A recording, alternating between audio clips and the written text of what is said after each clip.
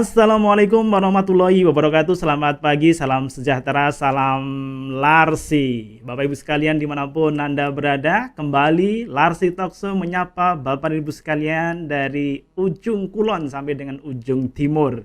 Dari Aceh sampai dengan Papua, Larsi, Lembaga Akreditasi Rumah Sakit Indonesia, menyapa Bapak Ibu sekalian dalam tema kali ini di edisi Larsi Talkshow yang ketiga, strategi rumah sakit dalam meningkatkan mutu di era VUCA. Volatility, uncertainty, complexity, dan ambiguity. Jadi Bapak Ibu sekalian, perubahan yang sangat cepat sekali di era sekarang ini menuntut banyak pihak, terutama adalah rumah sakit, untuk lebih siap menghadapi perubahan yang sangat cepat, ketidakpastian, dan juga tentu dengan masalah yang kompleks. Oleh karenanya Larsi hadir untuk menyapa bersama dengan Bapak Ibu sekalian mengupas tentang strategi rumah sakit dalam meningkatkan mutu di era VUCA. Baik, Dr. Muhammad Riza MKes SH MKes. Biodata beliau narasumber kita yang pertama yang nanti akan mengupas tentang strategi rumah sakit dalam era VUCA ini agar mutunya tetap terjaga. Beliau lahir di Medan 8 Desember 69, pendidikan beliau S2 Magister FKM USU, kemudian S2 Magister Hukum Unpad, dan beliau saat ini bekerja sebagai Dewan Pengawas di Rumah Sakit Umum Sundari sekaligus juga di Rumah Sakit Muhammadiyah Sumatera Utara. Aktivitas beliau banyak tentu, tapi perlu kita sampaikan 3 hal. Yang pertama adalah anggota Persi, ARSI, dan MHKI Sumatera Utara. Beliau juga aktif sebagai sekretaris Ikesindo Sumatera Utara dan tentunya beliau adalah anggota Divisi Etik dan Hukum Larsi, Lembaga Akreditasi Indonesia.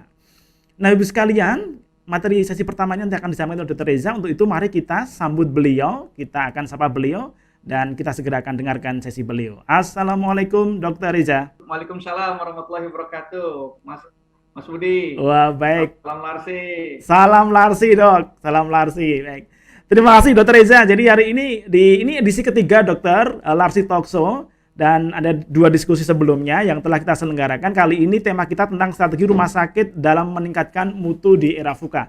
Dr. Reza sendiri ini akan mengupas tentang apa, Dok, di sesi pertama ini? Baik, saya hanya membahas hari ini tentang kulit luarnya aja, ya kan, secara umum tentang mutu dan pelayanan di rumah sakit. Jadi saya lihat dari sudut pandang manajemen, ya, di mana rumah sakit di masa sebelum pandemi dan pada saat pandemi dan setelah pandemi itu bagaimana caranya harus tetap melakukan pelayanan, ya kan, tetap meningkatkan mutu pelayanan dan jaga kaidah-kaidah keselamatan pasien. Jadi saya akan ceritakan sedikit yang artinya mungkin nanti banyak teman-teman kita yang masih belum tahu atau yang sudah tahu hanya sifatnya reminding saja gitu, Mas Agus. Baik dokter, ini sudah ada 230 lebih sahabat kita, sahabat Larsi di seluruh tanah air yang telah bergabung bersama dengan kita, dan nanti kita berikan waktu bagi teman-teman untuk berdiskusi juga. Tapi sekarang kita akan simak bersama sesi pertama dari Dr. Reza. Dr. Reza, kami persilakan sesinya dokter, 20 menit dari sekarang, dan nanti kita akan berikan waktu untuk tanya jawab selepas paparan Dr. Reza. Kami persilakan. Baik, terima kasih Mas Agus. Saya coba share screen dulu. Baik, sebelumnya saya sampaikan kepada rekan-rekan Larsi, kepada semua yang hadir di acara Zoom ini, sampaikan Assalamualaikum warahmatullahi wabarakatuh. Jadi tradisi di Sumatera Utara ini kalau mau ngomong harus pakai pantun. Jadi izinkan saya berpantun sebentar, yaitu kicau burung indah bersahutan, pemecah sunyi dalam keheningan, Larsi hadir memberi harapan, pelayanan masyarakat di bidang kesehatan. Cakep. Emang kalau mau cakep nggak usah skincare, baca ini aja ya.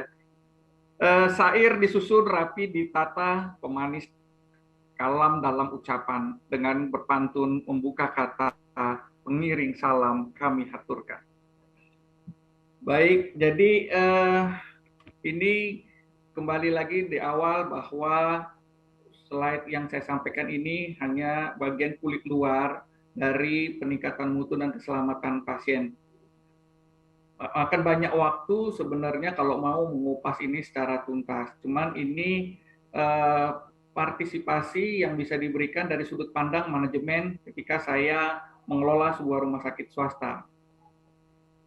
Peningkatan mutu dan keselamatan pasien saat ini itu menjadi satu tanggung jawab yang pokok ketika rumah sakit diberi tantangan pada saat pandemi. Terasa sekali di mana masa pandemi itu adalah rumah sakit tidak hanya bertahan untuk melakukan pelayanan dan juga mempertahankan finansial, namun juga bagaimana caranya sebuah rumah sakit itu tetap melakukan pelayanan yang bermutu dan harus selalu melakukan eksplor agar tetap meningkatkan mutu dari pelayanan itu sendiri. Dan tentunya juga tidak mengabaikan dari kaidah-kaidah keselamatan pasien. Beberapa acuan regulasi dalam PMKP ini ada Undang-Undang Nomor 44 Tahun 2009 tentang Rumah Sakit, PMK 11 Tahun 2017 tentang Keselamatan Pasien, dan PMK 33 Tahun 2019, ada Perpres 77 juga Tahun 2015 tentang pedoman organisasi dalam rumah sakit. PMK 25 Tahun 2019 itu penerapan manajemen risiko terintegrasi di lingkungan Kemenkes. PMK 92 tahun 2014 itu tentang komunikasi data dalam SIK terintegrasi. Nah, yang terbaru itu PMK 80 tahun 2020 itu tentang Komite Mutu Rumah Sakit, di mana isi ataupun pesan yang disampaikan oleh PMK 80 tahun 2020 yang diterbitkan pada bulan November oleh Menteri Kesehatan Republik Indonesia, di mana amanah di dalam PMK ini diharapkan setiap rumah sakit wajib melakukan tata kelola mutu untuk meningkatkan pelayanan dan juga mencari peningkatan mutu pelayanan itu sendiri. Diharapkan setiap rumah sakit itu mempunyai suatu nilai yang bisa ditentukan, nilai mutu dari sebuah rumah sakit itu. Melalui apa? Tentu rumah sakit harus melalui adanya suatu organisasi yang disebut dengan komite mutu. Dengan harapan, kalau mutu itu kan diharapkan agar setiap individu, setiap insan yang ada di dalam rumah sakit, baik itu semua pemberi asuhan, profesional pemberi asuhan, staf klinis lain dan non klinis, serta sampai di level yang paling bawah sekalipun itu tetap memberikan kontribusi agar diharapkan semua orang itu dapat memberikan pengembangan profesional yang baik, ya kan? Diharapkan nantinya performa sistem pelayanan juga jadi lebih baik dan hasilnya outcome pada pasien itu menjadi juga lebih baik lagi. WHO itu menyatakan tindakan setiap orang yang bekerja untuk menetapkan perubahan yang berulang terukur untuk membuat layanan kesehatan lebih efektif, aman, dan berfokus pada pasien. Dan di SNAR sendiri juga menyupport tanggung jawab bersama bagi semua pekerja yang ada di rumah sakit, baik pimpinan, PPA, staf klinis yang lainnya. Nah, tadi disinggung di Permenkes 80 2020 rumah sakit diwajibkan untuk dapat melakukan tata kelola mutu dari pelayanan. Oleh sebab itu di rumah sakit haruslah ada terbentuk yang namanya komite mutu. Komite mutu ini dibentuk berdasarkan dengan kebutuhan, ketersediaan SDM, dan pemilihan yang akan diperbaiki. Ketua mutu itu, organisasi komite mutu itu terdiri dari ketua mutu, sekretaris, dan dibantu oleh 3 submutu, komite mutu, subkomite keselamatan pasien, dan subkomite manajemen risiko. Dan ada anggota-anggotanya, itu masing-masing bisa dari masing-masing unit yang ada di rumah sakit. Dimensi yang akan nanti diharapkan, ada 7 dimensi yang dari pelayanan kesehatan yang nantinya akan terjadi perubahan yang lebih baik. Artinya kalau aman itu misalnya dalam hal pasien itu minimalisasi terjadinya kerugian atau cedera, ya, no harm, dan kemudian kesalahan medis yang bisa dicegah kepada mereka yang menerima pelayanan. Adil itu menyediakan pelayanan yang seragam tanpa harus melakukan diskriminasi agama, jenis kelamin, dan suku. Kemudian berorientasi pada pasien. Artinya itu menyediakan pelayanan yang sesuai dengan profesi, pelayanan sesuai dengan profesi, sesuai juga dengan kebutuhan dari pasien itu sendiri. Tepat waktu diharapkan juga nantinya kita mengurangi waktu tunggu atau respon time yang lambat yang selama ini masih jadi masalah di beberapa rumah sakit. kemudian juga keterlambatan dalam pemberian pelayanan karena memang ini melibatkan banyak orang di dalam unit. Kemudian efektif, menyediakan layanan kesehatan yang berbasis bukti kepada masyarakat. Dan pasien sendiri itu merasakan optimalnya daripada sumber daya yang ada tanpa pemborosan bahan. Jadi misalnya ada beberapa pasien yang akhirnya membayar itu lebih daripada apa yang dia dapat. Jadi mereka merasakan hal yang seperti ini. Dan diharapkan semua ini bisa saling terintegrasi untuk menyediakan pelayanan yang terkoordinasi lintas pasienkes. Pelayanan serta menyediakan pasienkes yang seluruhnya itu mengalami siklus dalam siklus kehidupan yang baik. Di dalam unit dalam komite mutu itu ada namanya program mutu rumah sakit. Program mutu rumah sakit itu pertama-tama itu disusun dulu oleh komite mutu atau subkomite mutunya. Setelah itu disusun, maka dimintalah atau disetujui oleh pemilik dari rumah sakit ya atau representasi si pemilik misalnya. Kemudian program ini tadi yang disusun ini tadi dilengkapi lagi dengan pedoman mutu. Tentunya dapat dukungan daripada IT dan sistem manajemen data yang saling terintegrasi. Program mutu sendiri itu ada 3, mutu nasional, rumah sakit, dan unit pelayanan kerja. Kalau yang nasional itu pengumpulan dan pelaporan indikator mutu nasional. Dari rumah sakit, peningkatan mutu, pelayanan klinis prioritas. Dan untuk di unit sendiri itu peningkatan mutu, unit pelayanan, unit kerja. Semua program mutu ini semua berangkat dari data di unit masing-masing, di unit kerja.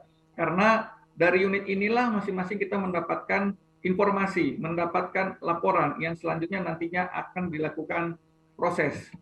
Nah, pemilihannya itu berdasarkan pemilihan fokus perbaikan, tentu yang high risk, high volume.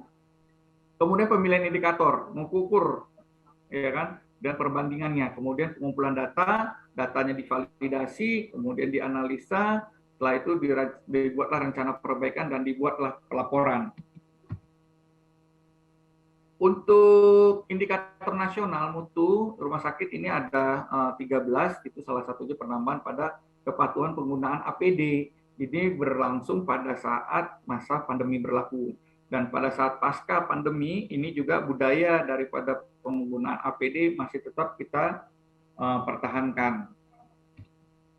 Dasar pemilihan yang tadi, dasar pemilihan pelayanan prioritas itu tentu dari 6 ini. Dipilihlah, misalnya rumah sakit ada mempunyai misi dan tujuan strategis, misalnya ada rumah sakit ibu dan anak, maka dia akan memilih sesuai dengan misinya, atau dia pilih berdasarkan data-data permasalahan yang ada di rumah sakit, misalnya adanya keterlambatan pelayanan dalam penanganan ibu dan anak, kemudian ada sistem proses perbaikan variasi penerapan pelayanan, kemudian ada perbaikan yang berdampak pada efisiensi. Jadi 6 ini dipilih salah satu. Ketika rumah sakit bukan rumah sakit yang tidak sama dengan misi visi rumah sakit, misalnya rumah sakit umum, rumah sakit yang saya pimpin misalnya Rumah Sakit Umum Muhammadiyah Sumatera Utara, kita misi visinya tidak menyinggung jenis pelayanannya, tapi kita lebih memilih pada saat ini nih adalah rumah sakit ibu dan anak dikembangkan dulu. Nah, maka prioritas kita pada tahun ini adalah rumah sakit ibu dan anak, dan itu semua akan terkait dari yang tadi kita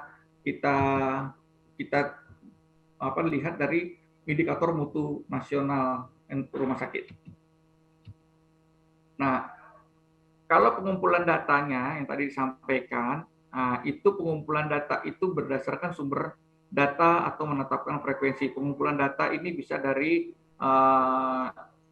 indikator area klinis, indikator area manajemen, dan indikator sasaran keselamatan pasien. Kemudian data-data ini kita analisa. Setelah dianalisa, kita lihat apakah ada data baru. Kalau ada data baru, berarti kita harus lakukan validasi. Nah, dianalisis, kemudian itu bisa kita bandingkan lihat trennya selama beberapa bulan, dibandingkan juga dengan target yang kita ingin capai, dan dibandingkan dengan rumah sakit yang sejenis. Artinya rumah sakit yang juga sama-sama memilih prioritasnya dengan rumah sakit kita. Jadi bukan sejenis dalam arti satu kelas yang sama. Nah, kemudian dibandingkan dengan referensi yang sebagai best practice dan maupun guidelines yang berlaku. Nah, setelah itu data tadi kita sajikan dalam bentuk statistik, bisa dalam bentuk narasi, tabel, atau diagram. Diagramnya bisa run chart, control chart, atau bar diagram, atau pie diagram. Ini upaya keselamatan, tentu orientasinya keselamatan pasien, staf, keselamatan yang terpapar infeksi. Pada masa pandemi ini sangat menjadi perhatian yang serius, karena memang pada masa pandemi penularan infeksi sangatlah tinggi dibanding infeksi-infeksi lain yang hadir bersamaan dengan pada masa pandemi. Kemudian keselamatan gedung dan fasilitas, kita juga banyak rumah sakit yang secara tiba-tiba harus merubah desain fisik ruangan untuk bisa dapat melakukan pelayanan pada masa pandemi agar flow pelayanan itu dari setiap ruangan bisa saling terintegrasi. Nah, keselamatan gedung atau fasilitas inilah yang menjadi perhatian juga, karena memang ada contohnya, ada beberapa rumah sakit yang belum punya gas sentral, dia menggunakan tabung, maka fasilitas tabung oksigen juga bisa berpotensi untuk misalnya cedera. Istilah-istilah ini sama-sama kita ketahui bersama, rekan-rekan semua dari rumah sakitan, bahwa ada kondisi KPC, KNC, KTC, KTD, dan kejadian sentinel. Sentinel ini adalah kejadian serius yang diakibatkan sesuatu yang tidak diharapkan, yang berakibat fatal sampai dengan kematian, yang bukan karena perjalanan penyakit pasien tersebut. Ketika ada pelaporan, maka ketika ada eksiden, maka misalnya dari unit kerja. Dari unit kerja ini melaporkan adanya insiden KTD atau KEC misalnya. Nah, itu kita harus tangani segera. Dan dibuatlah pelaporan. Nah, pelaporan kajian ini itu dilaporkan oleh atasan atau pimpinan rumah sakit. Nah, pimpinan atau atasan itu langsung melakukan bersama dengan subkomite keselamatan pasien laporan ini, bersama-sama membuat grading. Nah, setelah di grading, jatuhlah kepada warna biru atau hijau. Ini dianggap biasa. Artinya kita melakukan investigasi sederhana. Nah, ketika matriksnya merah, kuning, itu berarti kita harus segera melakukan root cause analysis. Nah, investigasi sederhana tadi juga akan terus dilaporkan kepada pimpinan atau direktur, dan laporan direktur itu akan menjadikan pembelajaran dan rekonsiliasi. Jadi artinya tetap dilakukan RCA juga. Pimpinan dan direktur rumah sakit tidak harus menunggu hasil RCA karena itu 45 hari, maka direktur bersama tim komite keselamatan pasien harus tetap melakukan upaya-upaya perbaikannya dan memberikan referensi agar dapat peningkatan dan perbaikan di masa mendatang. Hasilnya ini akan dilaporkan ke KKP rumah sakit ataupun KKP rumah sakit nasional. Nah, validasi, tadi saya sampaikan bahwa kalau ada data kita validasi dan analisa dan pelaporan. Kita masukkan metric grading.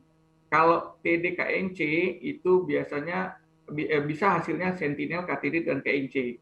Kalau merah kita lakukan root cause analysis. Kalau biru atau hijau, biru itu atau hijau kita lakukan investigasi sederhana.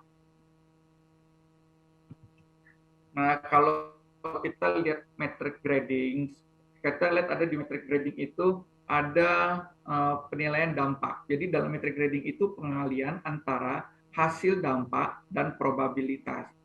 Dampak itu sendiri, dia kalau umpamanya angkanya makin mengecil, angkanya kecil, ini ada urutannya 1 sampai 5. Jadi kalau angkanya kecil, deskripsinya itu sangatlah ringan.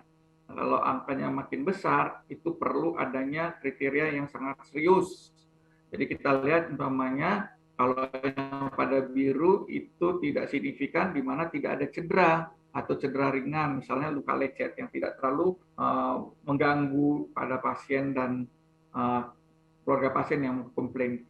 Kemudian kalau 2 atau minor itu dapat diatasi dengan pertolongan pertama, artinya ini dapat diselesaikan di level paling paling ujung ya, artinya dari kepala ruangan.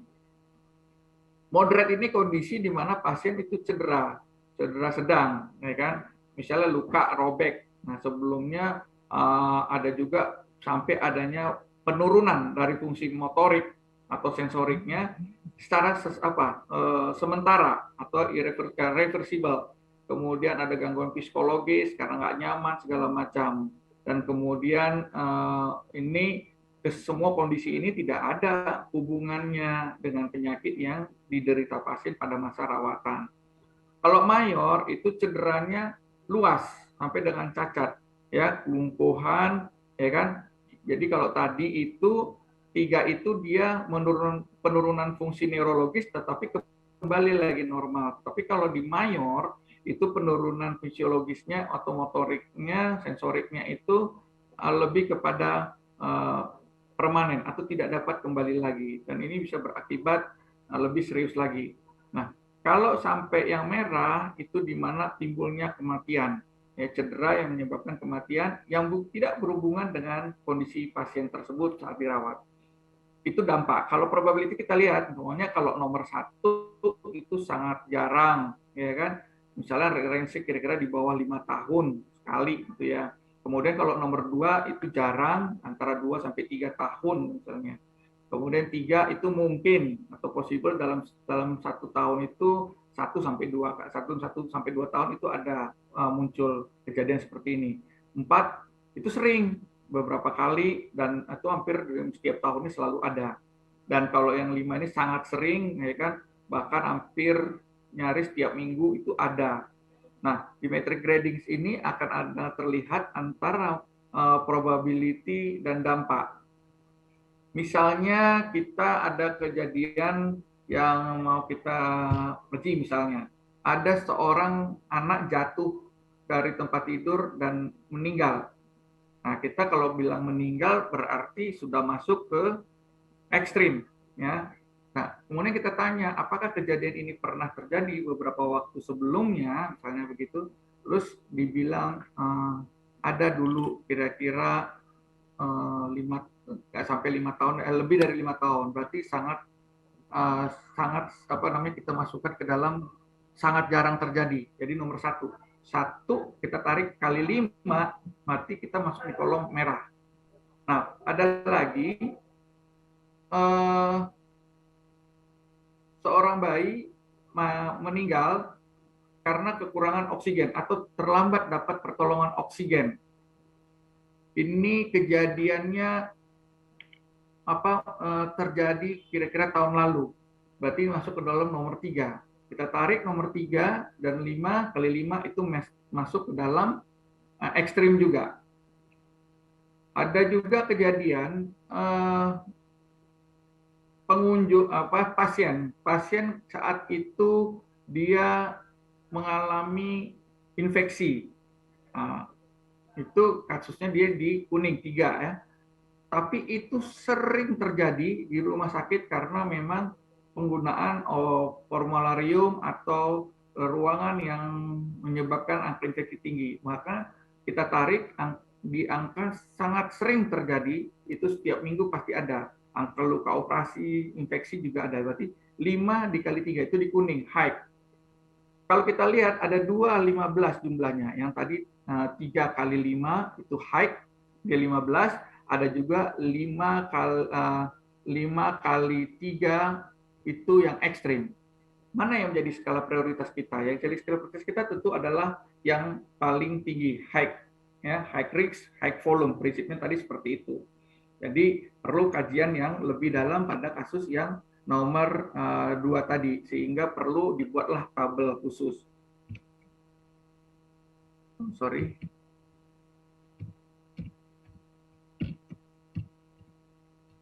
Nah, kemudian dari yang tadi kita dapatkan, dari warna-warna yang kita dapatkan, contohnya yang ekstrim tadi, yang 15 tadi, yang high risk. Jadi itu apa yang harus kita lakukan? Jadi dilakukanlah RCA, paling lama 45 hari, dan itu membutuhkan tindakan segera, perhatian sampai kepada direktur.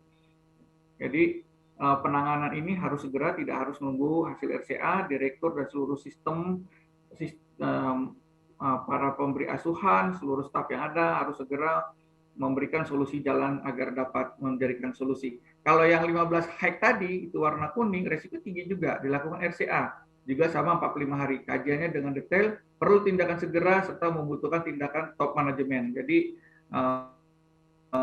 nggak sampai di level direktur, tapi mungkin di level wakil direktur pun sudah ini. Nah, kalau yang moderat itu risiko sedang dilakukan investigasi sederhana paling lama 2 minggu, itu di level manajemen juga bisa kabak kabit juga ke kepala perawatan segala macam, ya kan, dan kemudian tim mutu agar dapat bisa membuat tata kelola yang baik pada kelola risiko. Kalau rendah itu biasanya dilakukan investigasi sederhana paling lama itu 1 minggu. Nah, diselesaikan dengan prosedur rutin yang sesuai SOP di level kepala unit saja. Nah, ini yang manajemen risiko. Tentu juga yang tadi kita harus juga ketahui bahwa selain tadi mutu dan keselamatan pasien, ada juga komite manajemen risiko.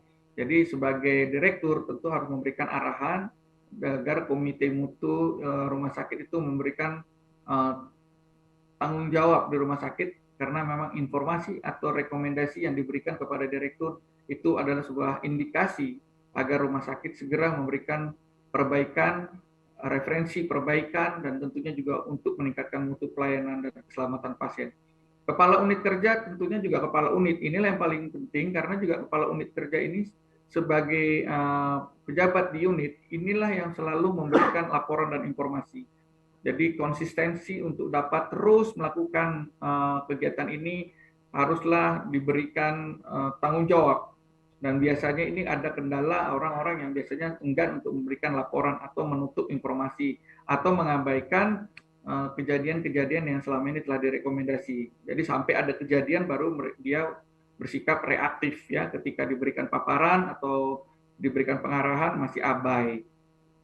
Setiap satuan kerja harus membuat dan menetapkan daftar risiko dan menyusun rencana perlakuan risiko. Nah, ini juga didapat dari masing-masing unit ya, sehingga masing-masing unit dapat memberikan informasi saling terintegrasi agar dapat diberikan rekomendasi kepada direktur untuk dapat memberikan regulasinya kepada staf yang ada di rumah sakit untuk terus bertanggung jawab dan komitmen konsisten untuk dapat terus melakukan peningkatan mutu dan keselamatan pasien di rumah sakit.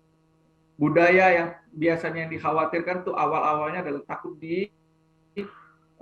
melapor karena takut dimusuhi temannya atau takut dibully. Nah, ini budaya-budaya seperti ini harus bisa seorang direktur memberikan pengarahan dan jaminan bahwa hal itu tidak bisa terjadi di sebuah rumah sakit dan menjamin agar setiap pelaporan, setiap yang melaporkan itu dijamin. Nah, kalau bicara tentang manajemen risiko memang ada dituangkan sendiri di dalam Permenkes nomor 25 tahun 2019 tentang penerapan manajemen risiko terintegrasi pada lingkungan melalui Kemenkes. Selayang pandang aja saya sampaikan bahwa penetapan risiko itu dari mulai penetapan konteksnya seperti apa, kemudian masuk dalam penilaian risiko. Di dalam penilaian risiko itu terintegrasi atau ada yang harus dilakukan identifikasi risiko, analisa risiko, dan evaluasi risiko. Identifikasi risiko dan analisa risiko atau evaluasi risiko itu masing-masing membutuhkan komunikasi dan interview ya, pemantauan dan reviewnya. Nah, nantinya hasilnya itu bisa kita sebagai penanganan risiko. Penanganan risiko itu bisa juga nantinya kembali sebagai penetapan konten. Kalau kita lihat dari grafik ini, saling terintegrasi, saling tanda panah itu kiri kanan sama, saling apa istilahnya, artinya menggambarkan bahwa dalam penanganan risiko ini terus-menerus, tidak ada hentinya dalam melakukan penanganan penataan dalam manajemen risiko di rumah sakit. Nah, kalau opsi mengurangi risiko itu biasanya mitigasi, ya, menghindari risiko, menghentikan kegiatan atau apa. Ini beberapa rekomendasi. Kalau ini dia, upaya keselamatan pasien, manajemen risiko, dan mitigasi risiko, dan register risiko. Misalnya kita di dalam pelayanan rumah sakit, biasanya kalau umpamanya di rumah sakit yang berbasis kepada ibu dan anak, misalnya, itu akan banyak sekali rangkaian-rangkaian yang berpotensi untuk terjadinya risiko. Misalnya dari risiko pasien yang pulang dengan pelayanan yang sama, sesosesaria, ada pasien yang biayanya itu lebih besar dari pasien yang lain. Padahal diagnosa yang sama, dokternya sama, namun kenapa ada perbedaan? Nah, ini juga risiko bagi rumah sakit dalam obat, pembiayaan, dan pelayanan. Jadi upaya-upaya yang diberikan di setiap unit itu haruslah mempunyai berbasis kepada manajemen risiko. Saya nggak bisa panjang lebar tentang manajemen risiko di sini karena banyak lagi hal-hal yang perlu saya sampaikan.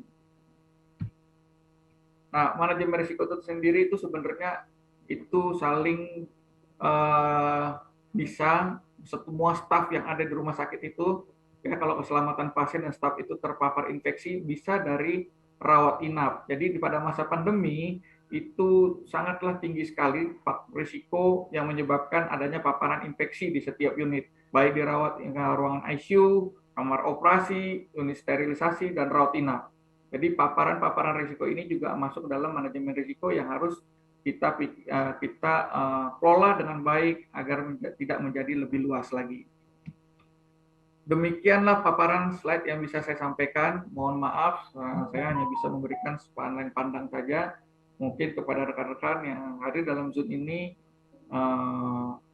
ada yang perlu ditanyakan, silakan. Dan saya mohon maaf ketika ada kekurangan dalam penyampaian. Terima kasih. Terima kasih, Mas Agus. Iya, baik. Terima kasih, Dokter Reza. Ini paparan yang sangat menarik ya, apalagi terkait dengan VUCA ya, perubahan yang sangat signifikan terjadi begitu cepat. Bagaimana kemudian hal kecil seperti misalnya pendaftaran di rumah sakit yang dulu berbasis manual menjadi berbasis teknologi atau digital, harus pakai online dan sebagainya. Kemudian juga termasuk alat-alat pendukung lain ya, juga menggunakan teknologi. Bagaimana kemudian teknologi di kamar operasi juga sedemikian, sistem informasi juga perubahan yang sangat cepat mengiringi seiring dengan perkembangan rumah sakit. Maka saya kira tadi beliau mengupas cukup bagus ya terkait dengan bagaimana manajemen resiko di tengah era VUCA ini. Kolaborasi integrasi antara manajemen, antara direksi, kemudian direktur, kemudian juga mutu dan juga para kepala unit ataupun staf dan seterusnya ya. Baik, Dokter Riza, ini sudah ada beberapa yang bertanya untuk memperdalam diskusi atau materinya Dokter Riza. Ini kita mohon berkenan Dokter Riza untuk menjawab. Ada beberapa pertanyaan yang Dokter Riza juga bisa simak di chat Zoom. Sudah ada pertanyaan dari Ibu Nuri. Dokter Ria juga bisa menyimak, ada beberapa pertanyaan. Silakan untuk Dokter Ria jawab pertanyaan yang ada di chat Zoom.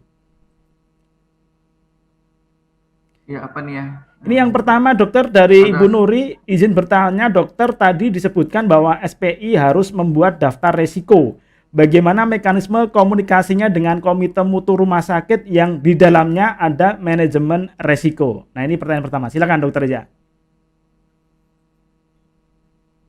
Baik, terima kasih Mas Agus. Jadi kalau yang terkait dengan SPI, kita tahu bahwa dalam struktur organisasi rumah sakit, direktur juga akan ada yang mewakili atau interpretasi pemilik rumah sakit. Dan tentu SPI juga harus ada di dalam jajaran struktural rumah sakit. Nah, bagaimana cara mengkomunikasikannya? Tentu pelaporan-laporan yang kalau yang terjadi di rumah sakit saya itu pelaporan-pelaporan yang disampaikan kepada direktur rumah sakit itu tentunya direktur mempresentasikan ya kepada pemilik rumah sakit dan juga SPI dari rumah sakit itu sendiri. Itu yang biasa saya lakukan, dan ini memang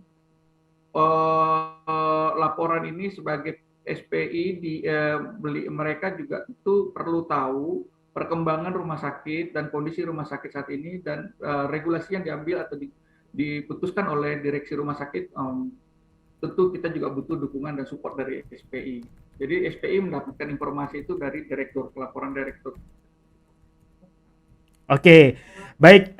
Nah tadi pertanyaan pertama ya Dokter ya, tadi saya kira Mbak Nuri, dan ini ada pertanyaan yang kedua Dokter dari Dokter Mia ya. Assalamualaikum Dok, izin bertanya bagaimana caranya untuk membangun komitmen seluruh sivitas hospitalia di rumah sakit terhadap pelaksanaan mutu dan keselamatan pasien berdasarkan pengalaman dokter di rumah sakit yang dokter pimpin. Nah, silakan. Izin saya sampaikan terima kasih. Assalamualaikum warahmatullahi wabarakatuh. Ibu Nia, memang komitmen ini awal mulanya adalah sesuatu yang susah.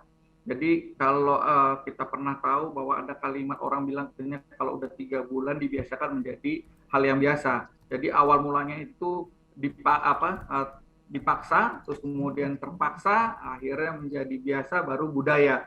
Jadi artinya komitmen itu tentunya harus disampaikan secara terbuka dengan tim yang ada, bahwa kita berharap rumah sakit ini memang perlu adanya perbaikan dan kita meminta peran masing-masing setiap unit.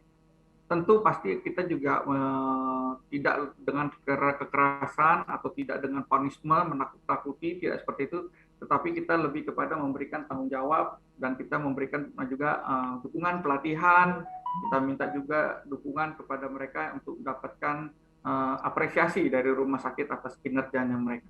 Seperti itu, Bunia. Iya, baik, terima kasih. Ini ternyata banyak sekali yang pengen memperdalam sesinya Dokter Reza. Tapi nanti kita akan batasi sesi Dokter Reza nanti sampai dengan pukul 9.55 atau pukul 10 ya, Dokter ya? 35 deh. 9.55 ya? 35, ya. Oke, baik. Kalau begitu ini Dok, lanjut pertanyaan berikutnya dari Ibu Triana di Rumah Sakit Aminah. Izin bertanya tentang sosialisasi bahwa sekarang mutu dibagi INM, IMP rumah sakit, IMP unit. Nah, pertanyaannya adalah apakah area IAK, IAM, SKP masih digunakan? Bagaimana penggabungannya, Dokter Reza? Kami persilakan.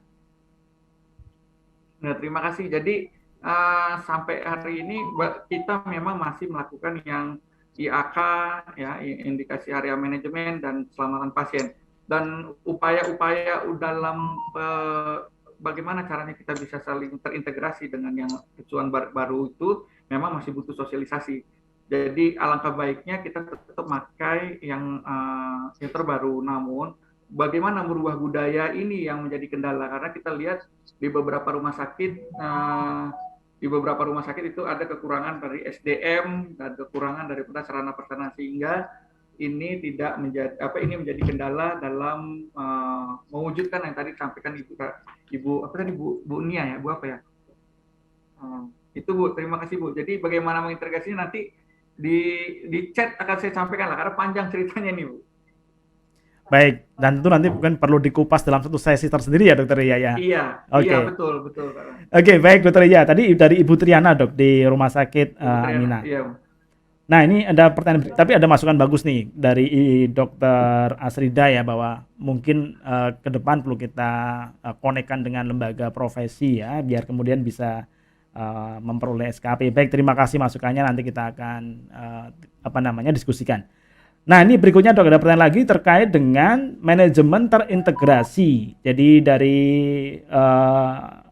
salah satu penanya menyampaikan bahwa mohon izin dokter terkait dengan manajemen terintegrasi. Contoh nyatanya dalam pelaksanaan di rumah sakit. Kasus yang dimungkinkan sering terjadi di unit, Dok. Mungkin ada contoh kasus faktual yang pernah terjadi, Dok. Silakan Dokter ya. Ya, kalau faktual yang terjadi sampai hari ini di rumah sakit itu biasanya yang paling sering adalah itu respon time. Jadi respon time misalnya pelaporan nilai kritis laboratorium itu yang sangat lama, sehingga akhirnya penundaan daripada pelaksanaan tindakan atau pelayanan terhadap pasien. Otomatis akan lama juga penundaan pemberian terapi, ya, dan kemudian akan berdampak juga pada tingkat kepuasan pasien. Dan akhirnya di rumah sakit sendiri itu lebih sering akhirnya long stay itu lebih dari yang kita standarkan. Nah, biasanya kalau pasien sudah lebih dari yang jadwal yang harus itu kan, itu sudah masuk ke posisi orang mulai ada komplain, dan komplain ini bisa berdampak pada banyak hal. Itu yang pertama, respon time. Baik itu dokternya, respon time laboratorium, dan itu respon time pemberian obat. Itu dulu yang paling sering. Iya, baik, terima kasih Dokter Reza. Ini 1-2 hal karena tentu kita harus segera berganti ke narasumber yang berikutnya. Beberapa pertanyaan di chat Zoom nanti akan kita balas, kita jawab ke emailnya Bapak Ibu sekalian. Jadi tidak usah khawatir, Larsi akan menjawab pertanyaan yang sudah terkirim di Chatjum, nanti akan kita kirim ke emailnya Bapak Ibu sekalian. Sehingga jangan lupa nanti di akhir sesi, Bapak Ibu kami mohon untuk mengisi daftar hadir, yang nanti linknya akan dibagikan di akhir diskusi kita atau di akhir talkshow kita kali ini. Sekali lagi terima kasih Dr. Reza atas paparannya dan sesinya. Ada closing mungkin statement yang pengen disampaikan Dr. Reza mengakhiri diskusi kita di sesi pertama ini. Silakan Dr. Reza. Baik, terima kasih. Jadi yang saya mau sampaikan adalah untuk terkait mutu, keselamatan pasien dan manajemen risiko, hendaknya lah jangan karena kita mau akreditasi baru kita buru-buru menyiapkan persiapan itu. Sebenarnya kita tahu di sebelum masa pandemi dan di masa pandemi itu diminta adanya laporan indikator mutu keselamatan pasien di masa pandemi, sehingga catatan atau track record, gambaran, foto rumah sakit kita pada saat sebelum masa pandemi, pada masa pandemi dan sesudah pandemi ini menjadi gambaran potret ketika nanti memang rumah sakit menyelenggarakan akreditasi. Intinya tetap komitmen dan konsisten melakukan kinerja yang berorientasi kepada peningkatan mutu dan keselamatan pasien. Jangan takut dalam memberikan laporan dan jangan bosan, dan mohon direktur memberikan dukungan dan support agar tim kita di bawah bekerja secara nyaman dan aman. Demikian. Iya, baik, terima kasih Dr. Reza. Sehat selalu dan sukses selalu buat Dr. Reza. Beliau adalah anggota Larsi dan tentu nanti kita akan jawab pertanyaan yang ada di Chatjum yang belum terjawab oleh beliau, nanti kita kirim ke email. Jadi terima kasih Dr. Reza. Kita akan bertemu lagi dengan Dr. Reza di tema yang berbeda dan di episode ke depan. Terima kasih dan Bapak Ibu sekalian, demikian tadi kita sudah sampai di sesi pertama.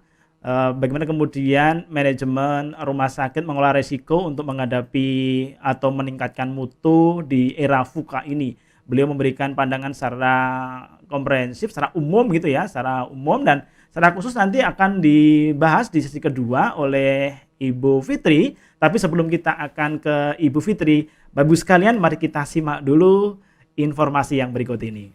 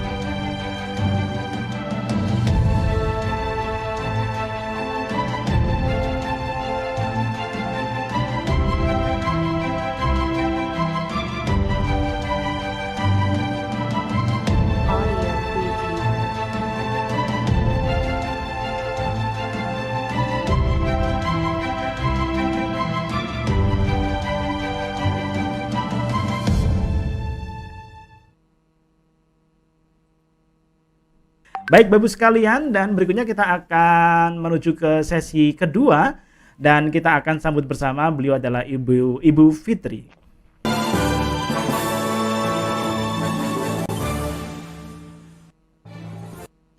Ya, Ibu Surya Fitri, lengkapnya APT Surya Fitri SSI Magister Manajemen. Beliau lahir di Bukit Tinggi di Sumatera Barat ya. Pendidikan terakhir beliau adalah S2 Magister Manajemen Universitas Muhammadiyah. Pekerjaan beliau sekarang saat ini adalah Direktur Rumah Sakit Islam Jakarta Sukapura Kelapa Gading Jakarta. Dan aktivitas beliau adalah pengurus dan juga surveyor Lembaga Akreditasi Rumah Sakit Indonesia atau LARSI. Beliau juga anggota Himpunan Farmasi Rumah Sakit dan juga anggota Ikatan Apoteker Indonesia atau IAI. Beliau sangat kompeten untuk menyampaikan sesi ini karena beliau akan menyampaikan terkait dengan peran panitia farmakoterapi, tentunya dalam meningkatkan mutu dan tentunya juga di era VUCA ini, era yang memang penuh dengan pergerakan yang cepat sekali, perubahan yang tidak pasti dan seterusnya. Agar kita bisa segera mendengar sesi beliau, maka kita sapa beliau. Assalamualaikum Bu Fitri. Waalaikumsalam. Apa kabar Mas Budi? Baik, Sehat? alhamdulillah sehat Bu Fitri. Demikian juga Bu Fitri, saya kira terlihat sangat ini ya, apa namanya, sangat ceria sekali begitu ya. Dan saya kira sesi ini kita akan mendengarkan penuh dengan keceriaan karena beliau juga penuh semangat hari untuk bersama dengan kita. Sebelumnya salam Larsi dulu, Bu. Salam Larsi. Salam Larsi. Oke, baik. Terima kasih Bu Fitri, waktu kita berikan kepada Ibu dan nanti kembali setelah Ibu menyampaikan paparannya nanti kita akan selenggarakan diskusi. Kami persilakan Ibu Fitri. Baik, siap. Terima kasih Mas Budi. Izin saya coba share screen. Bismillahirrahmanirrahim. Assalamualaikum warahmatullahi wabarakatuh. Terima kasih Mas Budi dan terima kasih juga kepada Bapak dan Ibu para peserta talkshow pada pagi hari ini, talkshow ketiga dari Lembaga Akreditasi Rumah Sakit Indonesia. Izinkan saya, Surya Fitri, pagi hari ini kita seperti Dr. Risa tadi, kita mungkin bukannya kasih informasi, tapi kita adalah review terhadap apa-apa yang sudah kita lakukan selama ini di rumah sakit, karena bagaimanapun juga hal ini sangat penting bagi kita semua.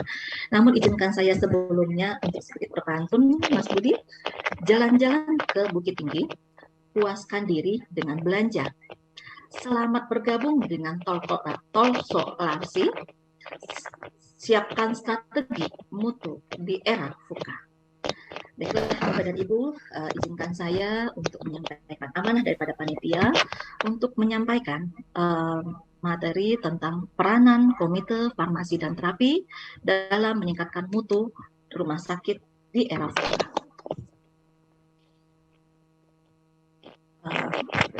Mas Budi tadi, saya lanjut saja.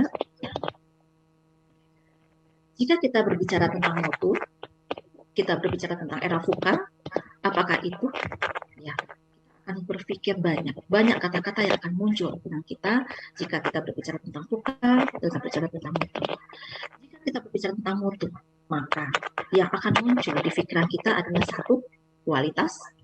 Yang kedua adalah nilai dan keadaan. Ini masih berdasarkan Kamus Besar Bahasa Indonesia, nilai, dan nilai. Yang ketiga adalah mutu itu dikatakan jika apa yang kita berikan itu melebihi harapan. Melebihi harapan dari apa yang kita inginkan, maka kita anggap bermutu. Kemudian jika suatu produk jasa, maka kita akan mendapatkan suatu hal yang bermutu jika produk jasa itu adalah baik. Namun jika produk jasa itu jelek, maka kita tidak akan bilang itu bermutu. Dan yang kelima, itu juga bisa dikatakan dalam suatu kondisi yang dinamis yang berkembang, dinamis yang berubah-berubah, inilah yang akan kita hadapi di masa-masa mendatang. Jika kita berbicara tentang VUCA, dan VUCA, inilah era yang harus kita hadapi saat ini. VUCA merupakan situasi atau kondisi lingkungan bisnis yang tengah mengalami gejolak atau volatilitas, ketidakpastian, kompleksitas, dan ambiguitas. VUCA adalah suatu proses analisis dalam membuat keputusan, merencanakan, membuat keputusan, mengelola risiko, dan juga memecahkan masalah yang didorong oleh 4 faktor tadi. VUCA adalah akronim. Volatility adalah perubahan yang sangat cepat. Pada era saat ini, jika kita tidak berubah, menghadapi perubahan yang sangat cepat, kita akan tertinggal. Itu juga dengan rumah sakit kita, kalau kita tidak siap untuk berubah, kita akan siap ditinggalkan oleh para pelanggan. Yang kedua adalah uncertainty, di mana pada masa depan ini penuh dengan ketidakpastian. Kapan pandemi ini akan berakhir, kapan kita akan kembali kepada new normal secara utuh, itulah yang akan kita hadapi di era-era mendatang. Yang ketiga adalah complexity. Banyak faktor-faktor yang tidak terlihat dalam pengambilan keputusan. Namun itu sangat berpengaruh dalam hal pengambilan suatu keputusan. Apalagi Bapak dan Ibu dalam manajemen, yang jika data-data dalam pengambilan keputusan tidak valid, akan salah keputusan yang akan kita ambil.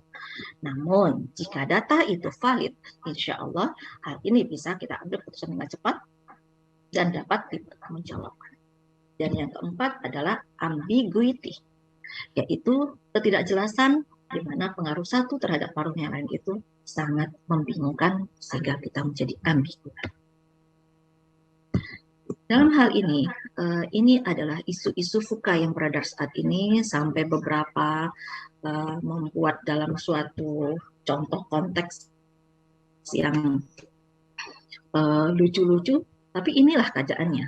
Pada gambar pertama di atas, VUCA dilawan dengan VUCA, di mana di sini ada katak direbus, sementara katak ini tidak sadar dengan perubahan yang terjadi di luar dirinya.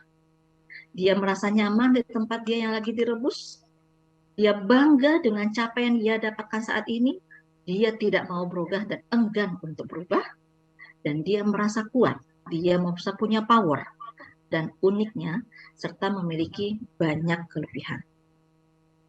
Padahal jika dilihat, katak ini tidak menjadi kejadian yang terjadi di luar sana. Sebentar lagi katak ini akan mati. Karena apa? Karena dia tidak mau untuk berubah. Itulah Bapak, VUCA dilawan dengan VUCA. Mau tak mau, kita harus keluar dari zona nyaman, kita harus berubah untuk menjadi yang lebih baik lagi di masa depan, terutama untuk mengembangkan rumah sakit kita. Yang ketiga, ada stay positive in VUCA world.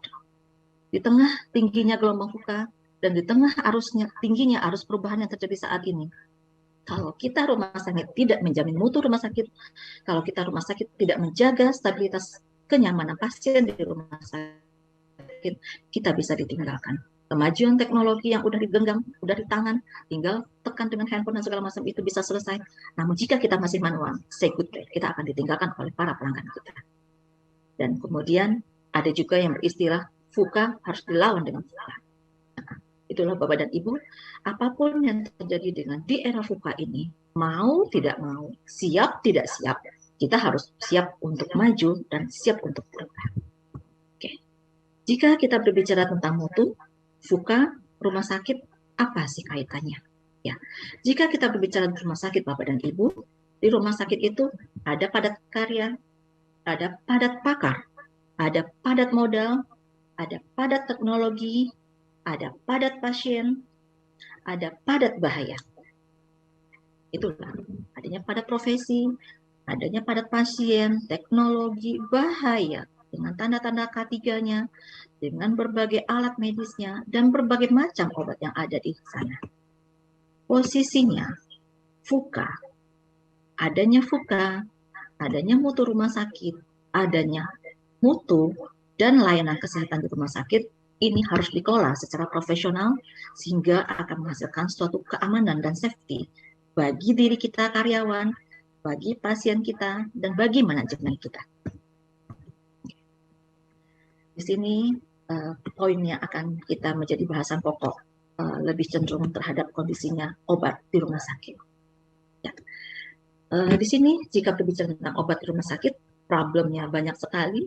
Ini adalah beberapa isu-isu yang berkaitan dengan obat di rumah sakit. Kita tidak bisa pungkiri Bapak dan Ibu, anggaran terbesar di rumah sakit itu adalah dari obat dan alkes. Nah, ada yang 30-40%, bahkan ada yang 50-60%. Ada apa dengan ini? Sementara dalam era pasca pandemik ini, kita mengalami masa transisi, bisa jadi stok obatnya banyak, sementara pasiennya sedikit, bisa jadi pasiennya udah mulai naik, dan stoknya juga banyak. Kemudian kita tidak bisa memungkiri obat sebagai unsur penting dalam layanan, di mana adanya dead stock dan expired date. Ini juga harus menjadi perhatian Bapak dan Ibu dalam jajaran manajemen rumah sakit. Adanya obat kosong di kala pandemi COVID, semuanya kita dibuat bingung, semuanya kita dibikin gelagapan, apalagi dengan kondisinya gas medis. Ini adalah problem yang terjadi di rumah sakit. Apalagi di era VUCA yang tidak bisa kita bendung perubahan yang sangat cepat. Perubahan obat dengan kemajuan teknologi pun juga bisa terjadi. Kemudian isu selanjutnya adalah supply chain management, di mana dalam hal supply chain management, Bapak dan Ibu harus memperhatikan dari hulu ke hilirnya. Kemudian adanya keterlibatan komite atau tim farmasi dan terapi, dan yang terakhir adalah digitalisasi. Mau tidak mau, suka tidak suka, kita harus hadapi problem ini, sehingga semua isu-isu ini harus dikelola dengan baik, sehingga mutu rumah sakit tetap terjaga. sedikit gambaran bagi Bapak dan Ibu udah paham alur ini, kayaknya udah di luar kepala ya Bapak dan Ibu semua ya. Di mana dalam gambaran salah satu bab akreditasi, bab PKPO, itu ada pertama adalah tentang pengorganisasian, yang kedua adalah tentang pemilihan, perencanaan, dan pengadaan, yang ketiga adalah tentang proses penyimpanan, yang keempat adalah peresepan, yang kelima adalah penyiapan, yang keenam adalah pemberian obat, yang ketujuh adalah pemantauan atau monitoring, dan yang kedelapan adalah PPR. Ini adalah standar-standar pelayanan PKPO yang nanti akan kita hadapi. Kenapa ada review terkait posisi standar ini? Karena Komite Farmasi dan Terapi nanti akan ada kaitannya di bab PKPO. Satu adalah tentang pengorganisasian. Sementara formularium akan ada di bab PKPO 2 tentang pemilihan, perencanaan, dan pengadaan. Bapak dan Ibu, jadi kita poin utamanya adalah di pengorganisasian, pemilihan, dan perencanaan, khususnya di bab Komite Farmasi dan Terapi dan bab formularium rumah sakit. Jika kita berbicara tentang Komite Farmasi dan Terapi, Bapak dan Ibu, ini kita disupport dengan lindungan hukum kita. Dengan acuan dan latar belakangnya adalah Permenkes nomor 72 tahun 2016 tentang standar pelayanan farmasi rumah sakit, khususnya pada bab 6 adalah tentang pengorganisasian. Bagaimanapun juga ini akan menjadi bahasan kita jika nanti Bapak dan Ibu, terutama teman-teman di farmasi, dan bisa jadi juga untuk pihak manajemen akan menjadi pertanyaan tentang pengorganisasian hal ini. Bagaimana pengorganisasian komite itu di rumah sakit dan bagaimana kondisinya kaitannya terhadap unit farmasi atau instalasi farmasi sendiri. Jika kita mereview kembali Bapak dan Ibu, kita kembali diingatkan bahwasanya Komite Farmasi dan Terapi itu merupakan unit kerja yang memberikan rekomendasi kepada pimpinan rumah sakit mengenai kebijakan penggunaan obat di rumah sakit. Di mana anggotanya siapa saja? Itu adalah ketua, bisa dokter dan apoteker, sekretarisnya bisa dokter dan apoteker, dan anggotanya adalah dokter yang mewakili spesialis di rumah sakit, apoteker, dan tenaga kesehatan lain yang diperlukan dalam hal ini di rumah sakit. Jika seandainya ketuanya adalah dokter, maka sekretarisnya adalah apoteker. Apabila apoteker ketuanya, maka sekretarisnya adalah dokter. Komite Farmasi dan Terapi akan menjadi acuan pada proses audit PKPO pada bab PKPO 1 adalah tentang pengorganisasian. Jadi Bapak dan Ibu mulai mempersiapkan hal ini karena siap nggak siap, mau sekarang ataupun nanti, ini akan menjadi kesiapan kita untuk menghadapi akreditasi rumah sakit. Tujuan daripada KFT itu sendiri nantinya ada dua, dia berlaku sebagai penasehat dan dia berlaku sebagai pendidik. Sebagai penasehat adalah dia akan memberikan nasihat dan ikut membantu dalam membuat formulasi kebijakan mengenai evaluasi, seleksi, dan kegunaan terapeutik di rumah sakit. Sementara sebagai pendidik, dia akan memberikan nasihat dan ikut membantu dalam desain program formularium untuk memenuhi semua tenaga kesehatan dan profesional kesehatan ada di rumah sakit guna melengkapi pengetahuan mutakhirnya yang berhubungan dengan obat dan penggunaannya. Sehingga pada akhirnya harapan daripada Komite Farmasi dan Terapi itu adalah penggunaan obat secara rasional dan yang paling penting adalah meningkatkan efektivitas, keamanan, dan nilai ekonomis dari penggunaan obat yang ada di rumah sakit Bapak dan Ibu. Jadi dalam hal kata di sini, marilah kita bersama-sama Bapak dan Ibu mewujudkan bahwasannya adanya KFT, adanya formularium itu jangan hanya pada saat kita akan melaksanakan akreditasi ya Bapak dan Ibu, tapi marilah kita laksanakan secara rutin menjadi daily activity kita, sehingga mau kapanpun di audit alur akreditasi, mau besok, mau lusa maupun tahun depan kita udah aman, tidak perlu mengerjakan dokumen SKS, apalagi dokumen bukti hadirnya yang sering kita lakukan secara SKS. Marilah kita rubah era VUCA dan era vulkanik mendadak, kita pun juga harus berubah ke arah yang lebih baik lagi. Tugas KFT itu, ini kita mereview kembali karena ini udah di luar ya, apalagi Bapak dan Ibu dan teman-teman farmasi ini udah di luar kepala, tapi kita review karena ada juga teman-teman kita di luar farmasi, biar kita sama-sama satu persepsi tentang apa tugas PFT itu. Adalah mengembangkan kebijakan tentang penggunaan obat di rumah sakit. Semua kebijakan obat di rumah sakit direkomendasikan oleh PFT kepada direktur. Yang kedua, dia melakukan seleksi dan evaluasi obat yang akan masuk dalam formularium. Jadi tidak semua obat yang ada dimasukkan dalam semua formularium, tapi akan diseleksi dan dievaluasi obat yang sudah ada itu apakah masih akan bisa digunakan kembali. Dan yang ketiga adalah mengembangkan standar terapi rumah sakit yang hari ini akan diaji acuan dalam pelayanan teman-teman di rawat jalan ataupun teman-teman di rawat inap. Yang keempat adalah mengidentifikasi permasalahan dalam penggunaan obat. Yang kelima, melakukan intervensi dalam meningkatkan penggunaan obat yang rasional. Dan yang keenam, mengkoordinasikan penata laksanaan reaksi obat yang tidak dikehendaki. Yang ketujuh, mengkoordinir pelaksanaan medication error dan menyebarluaskan informasi terkait pekerjaan obat di rumah sakit. Jadi Bapak dan Ibu, PFT ini merekomendasikan usulan kebijakan yang kemudian kebijakan itu disahkan dan ditetapkan oleh direktur rumah sakit. Namun PFT itu juga tetap bertanggung jawab mensosialisasikan informasi ini kepada semua staf medis yang ada. Karena apa? Inilah yang akan menjadi acuan rumah sakit nantinya dalam hal pelayanan kepada pasien, dalam hal penggunaan kepada pasien. Jadi teman-teman farmasi akan merasa tenang karena akan dilindungi oleh kebijakan, dan Bapak dan Ibu para profesional dokter pun juga akan tenang karena apa penggunaan obat itu sudah sesuai dengan ketentuan yang berlaku dan tidak secara ilegal. Komite Farmasi dan Terapi ini tidak bisa lepas kaitannya yang berkaitan dengan obat, dia akan berinteraksi dengan 10 panitia dan tim lainnya.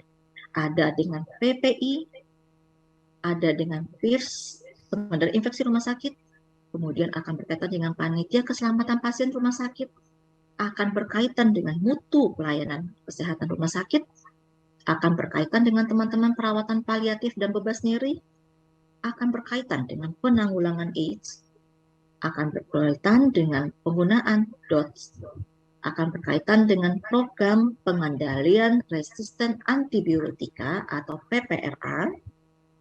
Kemudian yang ke-8 berkaitan dengan transplantasi.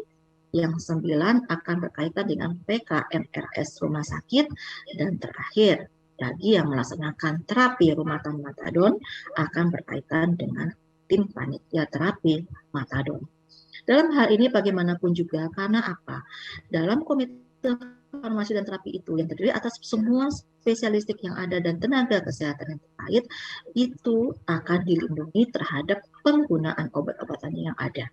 Makanya Bapak dan Ibu dalam hal satu rumah sakit kita harus sering berkolaborasi sehingga semua profesional kesehatan yang membutuhkan obat di rumah sakit tersebut dia akan mendapat diakomodir masukannya dalam itu farmasi dan terapi yang akan ditetapkan kebijakannya oleh direktur rumah sakit. Semoga dapat dipahami ya Bapak dan Ibu. Selanjutnya, jika komite farmasi dan terapi tadi merekomendasikan penggunaan obat di rumah sakit, hal akhir yang akan dihasilkan adalah formularium rumah sakit.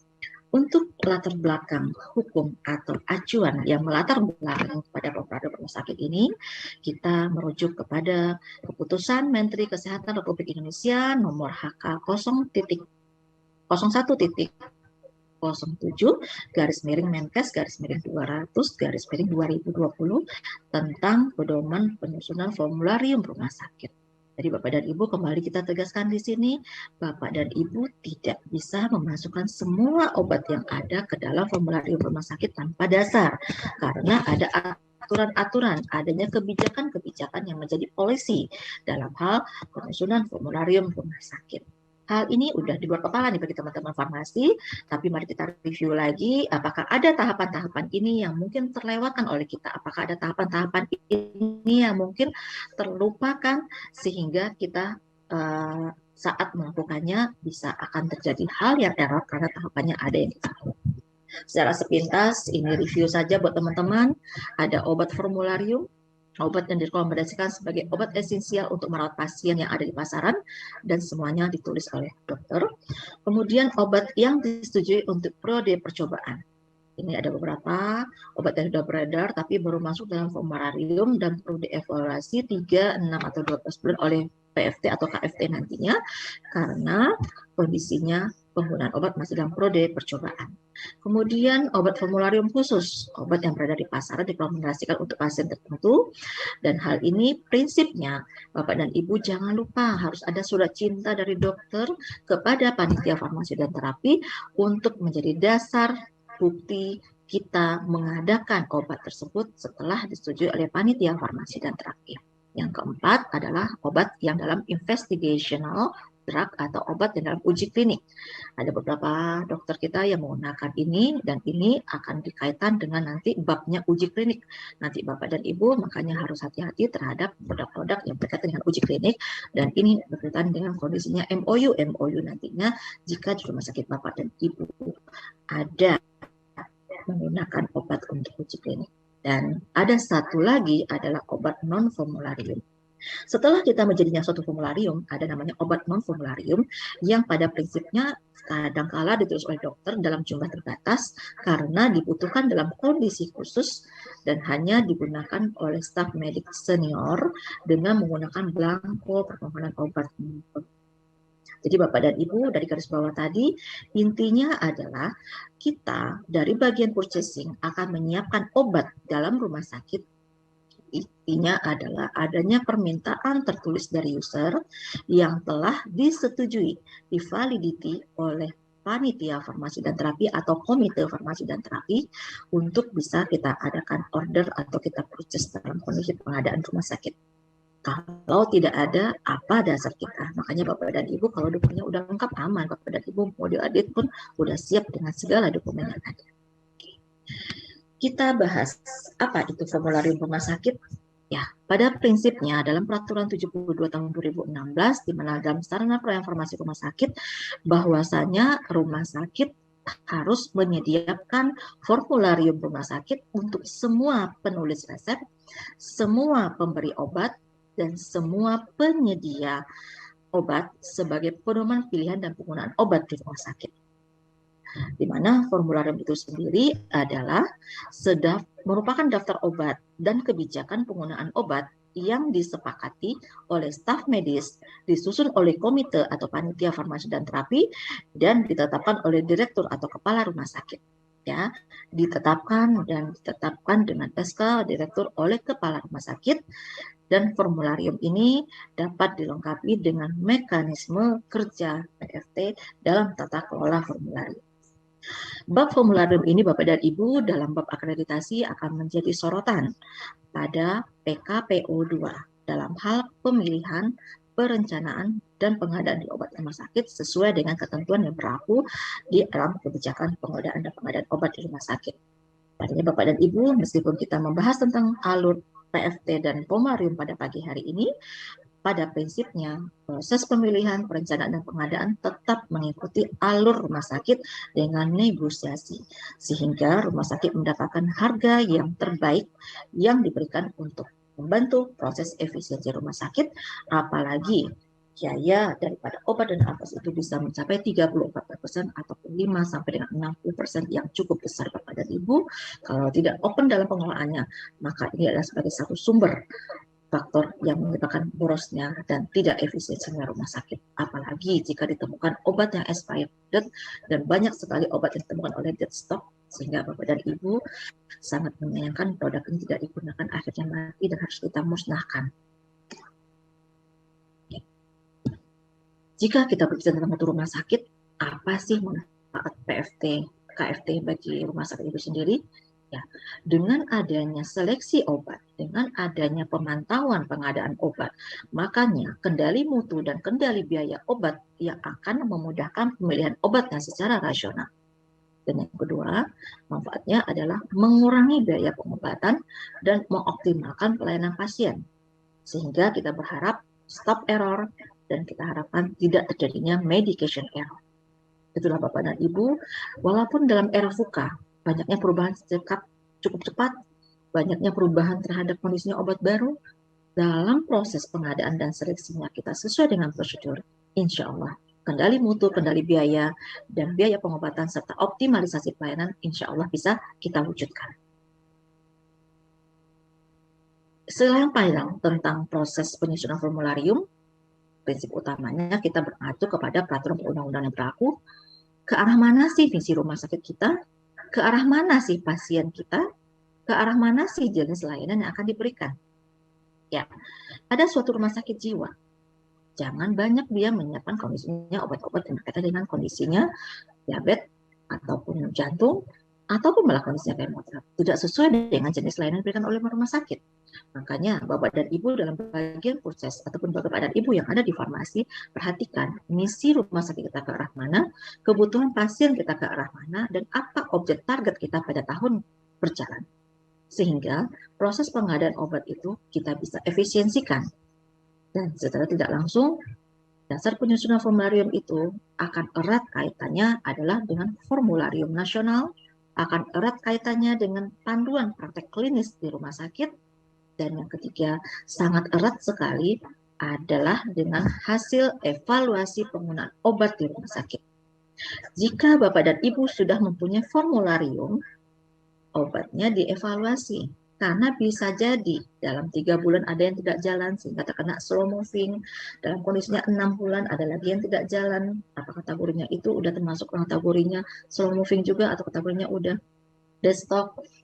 Ada guna kondisinya obat yang ternyata dalam efek sampingnya cukup besar. Ini adalah acuan Bapak dan Ibu sebagai dasar untuk mengevaluasi, sebagai dasar obat ini bisa kita adakan lebih lanjut atau tidak. Kalau obat itu udah slow moving dan destock, Bapak dan Ibu harus berupaya mencarikan solusi terhadap barang-barang yang destock ataupun slow motion ini untuk tetap bisa berjalan. Karena apa? Jangan sampai akan menjadi kerugian rumah sakit sehingga kendali biaya tidak bisa kita wujudkan. Makanya review daripada formularium itu minimal 1 kali dalam setahun kita laksanakan Bapak dan Ibu. Karena bagaimanapun juga nanti akan ditanya salah satu item daripada survei nantinya, sehingga Bapak dan Ibu tidak perlu mengerjakan survei secara mendadak, tapi sudah dilakukan secara bertahap yang dibuktikan dengan adanya RTL, rentannya tindak lanjut daripada hasil evaluasi yang Bapak Ibu lakukan terhadap formularium rumah sakit Bapak dan di sini ada paparan sedikit tentang rapat PFT. Rapat PFT itu secara teratur paling sedikit 2 bulan sekali, dan untuk rumah sakit besar diadakan 1 kali 1 bulan. Di mana di sini kita mengundang para pakar dari dalam dan luar rumah sakit jika memungkinkan, yang akan memberikan masukan kepada KFT, Komite Farmasi dan Terapi, dan memberi ahli-ahli dan memberikan pendapat pada KFT. Dan yang ketiga, kita juga harus menetapkan quorum dalam hal pengambilan keputusan. Hati-hati Bapak dan Ibu, dalam hal poin ini, dalam rapat PFT ini, hal yang disorot adalah SK, Komite Farmasi dan Terapi, dan bukti rapat Bapak dan Ibu dalam hal serangkaian proses PFT tadi, sehingga setiap tahapan itu dapat ditampilkan bukti laporan ataupun evaluasi yang Bapak Ibu lakukan ataupun tahapan pekerjaan yang Bapak Ibu lakukan. Sehingga SK dan bukti rapat ini adalah daily yang kita lakukan secara kontinu, tidak SKS jika kita akan menggunakan akreditasi. Sistematika formularium ini bisa Bapak baca aja ya, intinya sama dengan buku ada sambutan sampai dengan daftar obat yang seperti halnya buku-buku yang umumnya secara tata sistematikanya formularium. Kriteria dalam pemilihan formularium Bapak dan Ibu mohon diperhatikan adalah terhadap kondisi obat yang dikelola rumah sakit merupakan obat yang mempunyai NIE atau nomor registrasi, atau dulu namanya nomor registrasi, sekarang namanya NIE, izin edar. Ya. Ada kalanya kita menggunakan obat-obat yang non-NIE, karena kucing-kucingan dan segala macam. Makanya kembalikanlah untuk penggunaan terhadap sesuai dengan izin edar. Kemudian mengutamakan penggunaan obat generik dan perhatikan resiko, manfaat resiko yang paling menguntungkan bagi pasien dan memiliki rasio manfaat biaya benefit cost yang tertinggi berdasarkan biaya langsung dan biaya tidak langsung. Kemudian menguntungkan dalam hal kepatuhan penerimaan pasien, dan kemudian Bapak dan Ibu harus memperhatikan evidence base daripada kondisinya obat yang dibukti secara ilmiah dan aman yang paling dibutuhkan dan terjangkau harganya oleh pasien kita. Di mana di sini dapat kita lihat tahapan penyusunan formularium, di mana mutu layanan. Mutu layanan ini adalah kolaborasi daripada semua profesi yang ada di rumah sakit dan pihak manajemen. Jadi Bapak dan Ibu kalau dilihat posisi tahapan penyusunan formularium itu ada sekitar 10. Ya, dalam tahapan-tahapan ini seringnya kita dalam kondisi emergensi juga akan muncul pada kondisi yang tahapan ada beberapa yang kita lalui, tapi intinya kondisinya tahapan ini kita lakukan dan kita laksanakan untuk menjaga tahapan-tahapan itu yang bisa membuktikan Bapak dan Ibu telah sesuai dengan prosedurnya yang berlaku. Pertama, otomatis harus ada usulan daripada KSM, di mana KSM mengusulkan kebutuhan obat yang dibutuhkan oleh mereka, kemudian oleh tim farmasi atau komite farmasi dan terapi melakukan rekapitulasi di sini sesuai dengan standar terapi dan standar pelayanan minimum yang diharapkan. Kemudian setelah itu Bapak dan Ibu setelah itu obat akan dikelompokkan sesuai dengan kelas terapinya. Yang keempat, diadakan rapat panitia farmasi dan para pakar. Kemudian yang kelima adalah usulan kebijakan penggunaan obat, di mana usulan penggunaan obat ini adalah sebagai cikal bakal untuk menyusun formularium. Kemudian kita akan kembalikan kondisinya, bahasan umpan balik dari profesional dan cost efektifnya. Kemudian kita balikan kembali kepada KSM untuk minta masukan kembali apakah masih ada usulan ataupun perbaikan-perbaikan atau tambahan-tambahan yang akan kita tambahkan dalam kondisinya draft formularium yang kita bikin. Dan terakhir setelah semuanya final oke, akan dilakukan penetapan formularium dengan SK Direktur Rumah Sakit. Dan terakhir adalah berkewajiban untuk melakukan sosialisasi kepada seluruh tenaga kesehatan dan user yang ada di rumah sakit, karena itu adalah acuan daripada Bapak dan Ibu para profesional untuk menulis obat-obatan. Bagi rumah sakit yang udah elektronik medik akan enak kondisinya, para tenaga kesehatan akan tergiring ke arah obat yang sesuai dengan formularium. Karena dalam formularium yang ada di dalam sistem IT hanyalah item-item obat yang terkait dengan formularium rumah sakit saja yang akan diadakan. Sehingga opsional untuk menulis obat di luar itu tidak akan. Makanya dengan adanya era perubahan yang sangat cepat ini, digitalisasi dalam bidang layanan farmasi dan begitu juga dalam layanan komite farmasi dan terapi dan layanan farmasi, ini sangat penting sekali. Bapak dan Ibu coba bayangkan evaluasi pengadaan obat ataupun pengadaan obat ataupun mencari data historical obat dengan metode ABC dan Pareto dan segala macam. Kalau kita kerjakan secara manual, nggak kebayang. Mungkin sampai ada 1000 item, mungkin ada yang sampai 1500 item. Silahkan Bapak dan Ibu lihat berapa item yang ada di rumah sakit kita saat ini. Di antara sekian item itu, berapa persen obat yang aktif dan berapa persen obat yang tidak aktif. Inilah Bapak dan Ibu yang kita jagai, jangan sampai nanti adanya obat yang merupakan dead stock dan akhirnya expired date yang karena kontrol yang lemah, karena kontrol yang tidak ketat, akhirnya obat terminum oleh pasien dalam kondisi expired date dan keamanan pasien, keamanan nakes ataupun keamanan rumah sakit akan menjadi sorotan. Mutu rumah sakit akan menjadi sorotan.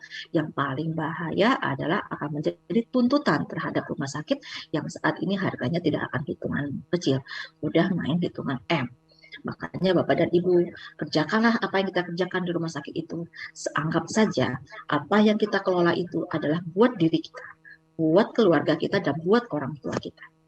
Dalam hal ini kita kembalikan posisinya seperti Teresa bilang tadi, komitmen dalam pelayanan kepada pasien, komitmen dalam pelayanan kepada rumah sakit, dan komitmen pada diri kita untuk menjaga amanah harta rumah sakit di tangan kita.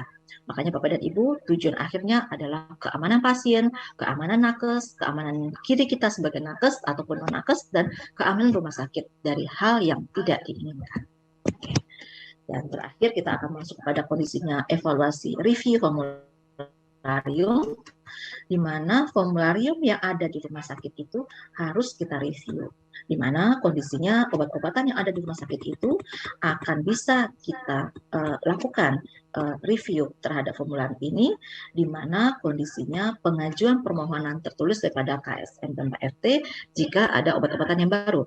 Namun review ini kita lakukan jika ada obat yang tidak beredar lagi di pasaran, obat yang tidak digunakan lagi di rumah sakit, kemudian sudah ada obat baru yang dengan nilai cost efektif dan obat lain yang efikasinya lebih baik dan efek sampingnya lebih kurang. Kemudian hal keempat kita review formularium ini karena obat yang setelah dievaluasi memiliki resiko lebih tinggi dibandingkan manfaatnya harus kita review. Selanjutnya, obat yang setelah dievaluasi memiliki resiko lebih tinggi di manfaatnya, dan kita perhatikan masa berlaku NIE-nya telah habis dan tidak diperpanjang oleh industri farmasinya.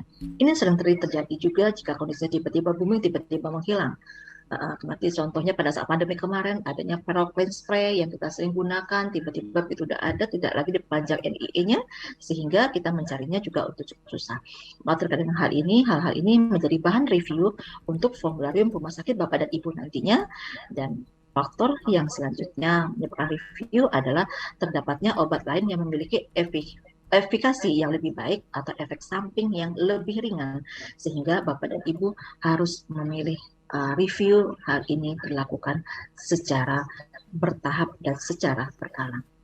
Di mana dalam arti kata ini review diajukan dari terus kepada KSM kepada PFT, di mana kondisinya obat itu harus diperhatikan dalam 3 mekanisme farmakologi obat, alasan mengapa obat itu diajukan, dan bukti ilmiah dari perpustakaan yang mendukung perlu obatnya dalam masuk dalam formularium. Jadi hal-hal ini Bapak dan Ibu mau menjadi perhatian kita, karena seringkalinya kita melihat review obat hanya berdasarkan expired date dan date stocknya saja.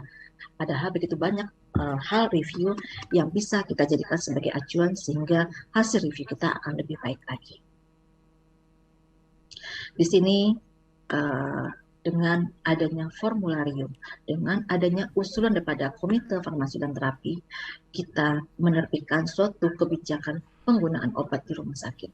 Usulan-usulan ini bisa diberikan oleh Bapak dan Ibu dari Komite Farmasi dan Terapi kepada pihak manajemen, di mana adanya restriksi atau batasan terkait dengan kewenangan penulisan resep serta ketentuan lain yang diperlukan dalam peresepan yang rasional, antara lain dosis, jenis, dan jumlah maksimal obat, lama penggunaan, dan dokter penulis resep. Yang kedua adalah kebijakan substitusi obat, substitusi generik, dan substitusi terapeutik, yang intinya generik adalah memiliki zat aktif yang sama, namun kita tetap mohon persetujuan pada dokter penulisnya dan pasien. Yang kedua, substitutif terapeutik adalah sediaan obat yang aktif namun berbeda kelas terapinya, yang mana tetap juga dalam persetujuan daripada dokter. Dan yang ketiga, adanya kebijakan penggunaan obat di luar formularium, sehingga pengajuan tertulis, rekomendasi PFT, dan batasan waktu tertentu harus dituliskan secara jelas. Kenapa Bapak dan Ibu hal ini harus menjadi perhatian kita? Karena nanti kita akan perlu melakukan monitoring dan evaluasi, sehingga kita akan mengetahui berapa ketepatan atau kesesuaian obat yang kita siapkan, dan berapa obat yang kita patuh terhadap formularium tersebut, dan berapa persen yang tidak patuh terhadap formularium. Bapak dan Ibu bisa bayangkan jika seandainya Bapak dan Ibu melihat begitu banyaknya persentase obat yang tidak patuh terhadap formularium, bagaimana kendali biaya yang akan kita wujudkan di rumah sakit kita.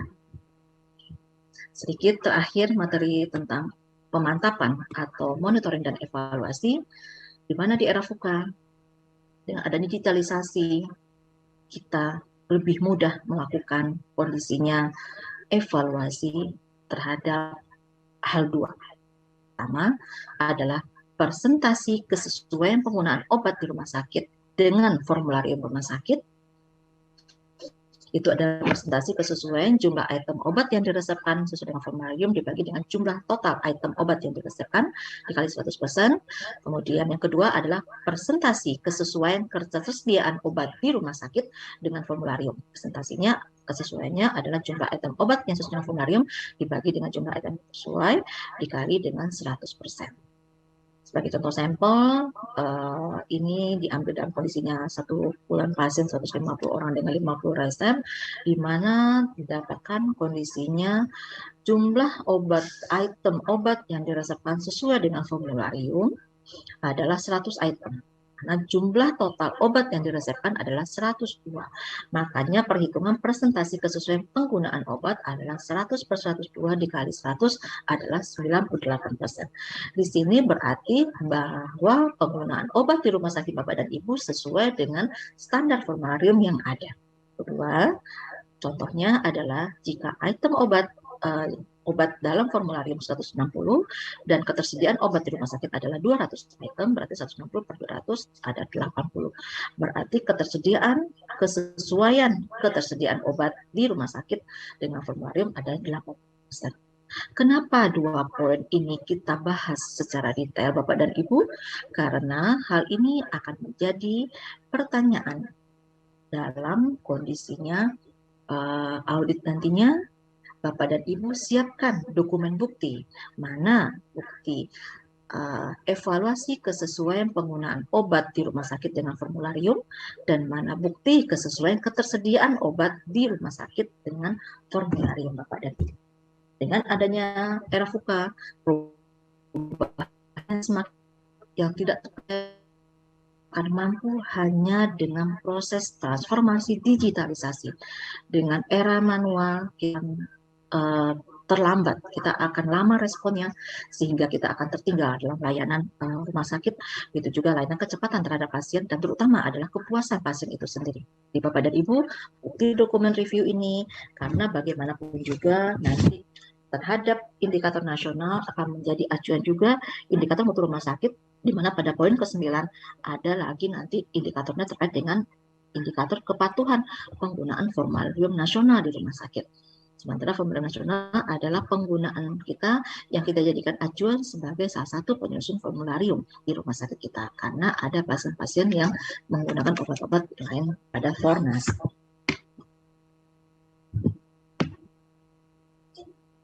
Di sini sebagai akhir daripada paparan kita dari awal sampai akhir tadi Bapak, kembali kita review lagi slide kita, rumah sakit padat karya, padat pakar, padat modal, padat teknologi, padat pasien dan padat bahaya.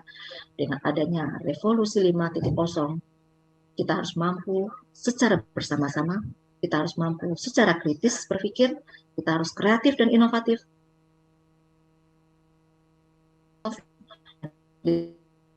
yang bisa kita lakukan untuk menghadapi pengelolaan secara profesional dan sehingga adanya keamanan dan kesafetian dan diri tenaga kesehatan dan rumah sakit. Makanya dalam hal ini kita berharap adanya kebijakan penggunaan obat yang jelas dan tegas sebagai benang merah sebagai kita nantinya hal-hal yang tidak diinginkan, kenapa digunakan obat ini, kenapa digunakan obat itu, hal ini telah tercantum dalam kebijakan penggunaan obat yang tegas dan jelas di rumah sakit, yang telah divalidasi dan ditetapkan oleh pimpinan rumah sakit, direktur dalam hal ini, sehingga Bapak dan Ibu di farmasi, Bapak dan Ibu di layanan kesehatan akan merasa nyaman dengan adanya kebijakan payung yang kita jadikan sebagai acuan layanan kita, karena perubahan kasuistik di lapangan, perubahan yang terjadi dengan VUCA ini sangat cepat sekali. Apakah kita akan mampu bertahan transformasi digitalisasi dan transformasi rumah sakit kita, farmasi kita yang mau berubah, itulah yang akan diharapkan. Jika tidak mau berubah, kita akan tenggelam dan tidak ada satupun mutu rumah sakit yang akan bisa banggakan bagi layanan pasien. Demikian Bapak dan Ibu yang dapat saya sampaikan. Mohon maaf jika hal penyampaian ada hal yang kurang berkenan. Insya Allah kita sama review, kita sama mengingatkan bahwasanya hal ini adalah hal yang sangat penting, namun seringkali kita abaikan karena seringkali kita menghadapi PFT dan formularium rumah sakit hanya sebatas mengejar akreditasi, tidak menjadi daily dan rutinitas kita rumah sakit. Terima kasih. Wassalamualaikum warahmatullahi wabarakatuh. Waalaikumsalam warahmatullahi wabarakatuh. Terima kasih Ibu Fitri, sangat lengkap atas apa yang telah beliau sampaikan. Tentu ini memantik diskusi kita di akhir sesi kita, Bu Fitri, dan sudah beberapa sahabat Larsi juga sudah memberikan umpan balik di room Zoom. Kita bacakan beberapa pertanyaan, nanti Bu Fitri bisa menjawab pertanyaan yang telah disampaikan oleh sahabat Larsi ini. Pertama ini dari Ibu Ayudiah. Jadi pertanyaannya adalah, Bu Fitri, bagaimana kalau sekretaris di KFT-nya itu adalah asisten apoteker atau AA? Nah, apakah diperbolehkan? Silakan Bu Fitri. Ya. Baik, terima kasih Ibu Diah. Ya, sesuai daripada kondisinya peraturan yang telah kita sampaikan di depan tadi dalam dalam keputusan Menteri, di mana telah ditentukan dalam arti katanya ketuanya dokter atau apoteker, kemudian kategorinya sekretarisnya adalah dokter atau apoteker. Jika ketuanya dokter, berarti sekretarisnya adalah apoteker. Jika ketuanya apoteker, makanya sekretarisnya ada dokter. Kenapa? Dalam hal ini, yang bertanggung jawab terhadap obat itu adalah apoteker. Dalam hal ini adalah apoteker penanggung jawab instalasi farmasi. Yang dalam arti kata, Mas Budi dan Bu Dia dan Bapak Ibu semua, kalau saya sering berpersepsi dengan teman-teman di lapangan dulu, kalau farmasi itu sebenarnya kaki kita sebelah di dunia bebas, sebelah dunia ada kita di penjara. Kenapa? Salah sedikit kita bisa masuk UI. Tapi kondisinya jika kita jaga dengan aman, insya Allah kita akan selamat. Kenapa?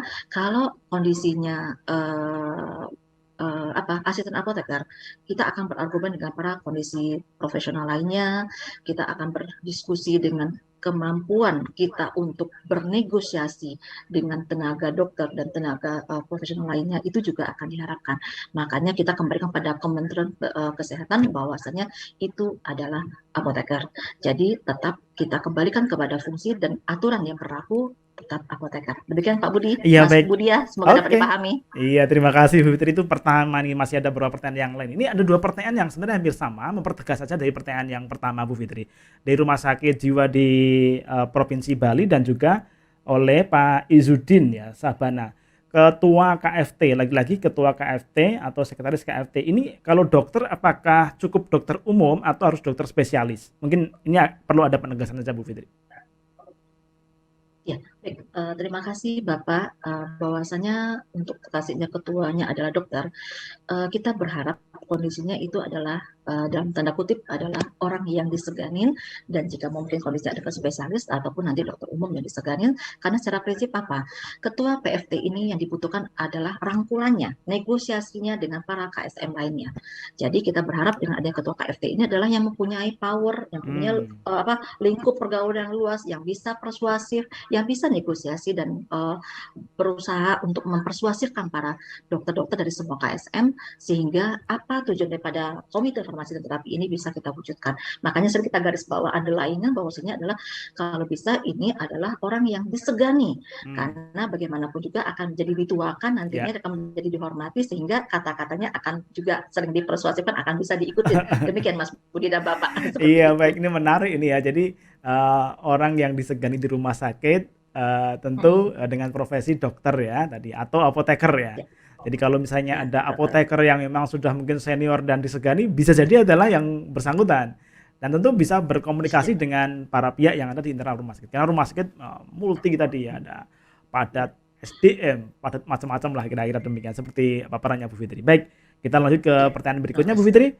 Ini dari Pak Laude Surah, izin bertanya, apa beda antara PPI dan PIRS dalam tugas pokok dan fungsi seperti dalam paparannya yang Ibu sampaikan tadi? Silakan Bu. Ya, baik. Terima kasih Bapak. Kalau PPI pada talkshow minggu lalu tadi disampaikan gamblang oleh Ibu Kosti, di mana adalah pengendali panitia pencegah pengendali infeksi di rumah sakit. Kalau PPRS ini dalam arti kata ini adalah kolaborasi daripada berbagai unit yang terkait di dalam PIRS, di mana kondisi PIRS itu juga adanya sterilisasi, adanya laundry, adanya segala macam. Dari kalau PPI lebih cenderung pada pengawasan terhadap kondisinya yang ada di lapangan. Semoga itu Bapak. Tapi nanti secara gamblangnya itu bisa nanti dilihat dalam konteks kebutuhan yang kita butuhkan di rumah sakit, PPI, pencegahan infeksi di rumah sakit yang dilaksanakan oleh panitia yang terkait dengan PIRS, di mana kondisinya PIRS ini juga terkait berkolaborasi, CSSD, ada juga farmasi, karena di situ juga ada juga gizi, segala komponen yang ada. Sehingga PP ini lebih kepada panitia pencegahan terhadap kondisi yang monitoring apa yang kita lakukan di rumah sakit. Mungkin demikian, tapi saya tidak berharap tidak puas, nanti bisa akan mengikuti talk show daripada Larsi untuk next talk show ya Bapak. Iya, baik, terima kasih. Dan tentunya tema-tema yang lebih spesifik membahas terkait dengan pertanyaan-pertanyaan tadi ya, Bu Ya, betul. Fitri. Baik. Nah, ini kita masih punya waktu, Bu, sekitar 15 menit ke depan. Jadi kita masih akan bersama dengan sahabat Larsi ini. Ini pertanyaan berikutnya dari RSGM Inpat, Pak Faisal nih.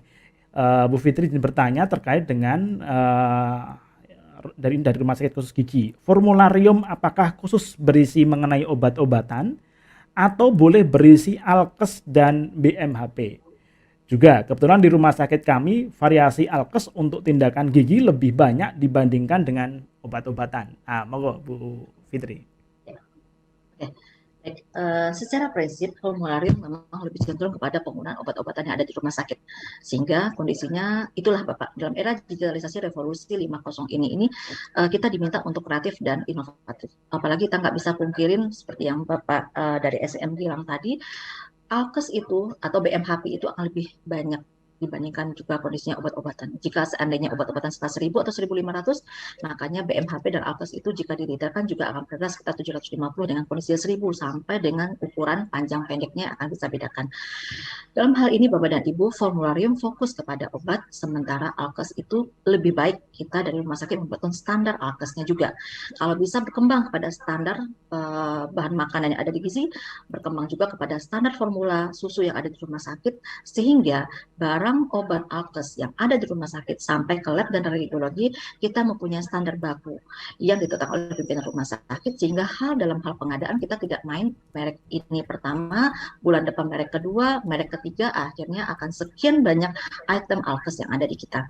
Jadi formularium hanya sebatas obat, namun tetap Bapak dan Ibu bikinlah semacam formularium untuk alkes atau standar, lebih tepatnya kita namakan standar penggunaan obat, standar penggunaan alkes dan BMHP di rumah sakit yang kita punya tersendiri, karena bagaimanapun juga lebih cenderung BMHP dan alkes itu dikembalikan kepada kebijakan rumah sakit, misalnya sharing kita akan menggunakan tipe yang mana, butuh seperti apa, begitu juga hanya dengan BMHP kasa, kita butuhnya kasa yang apakah dalam bentuk gulungan yang kita packing sendiri, atau kasa yang kita butuhkan udah siap dalam packing, itu kembali kepada kebijakan rumah sakit. Jadi harapannya formularium itu bisa kita bikin menjadi standar alkes satu lagi di rumah sakit ya Bapak dan Ibu, untuk menyiapkan diri kita siap dalam revolusi kreatif dan inovasi pada poin ketiga revolusi 5.0 nanti.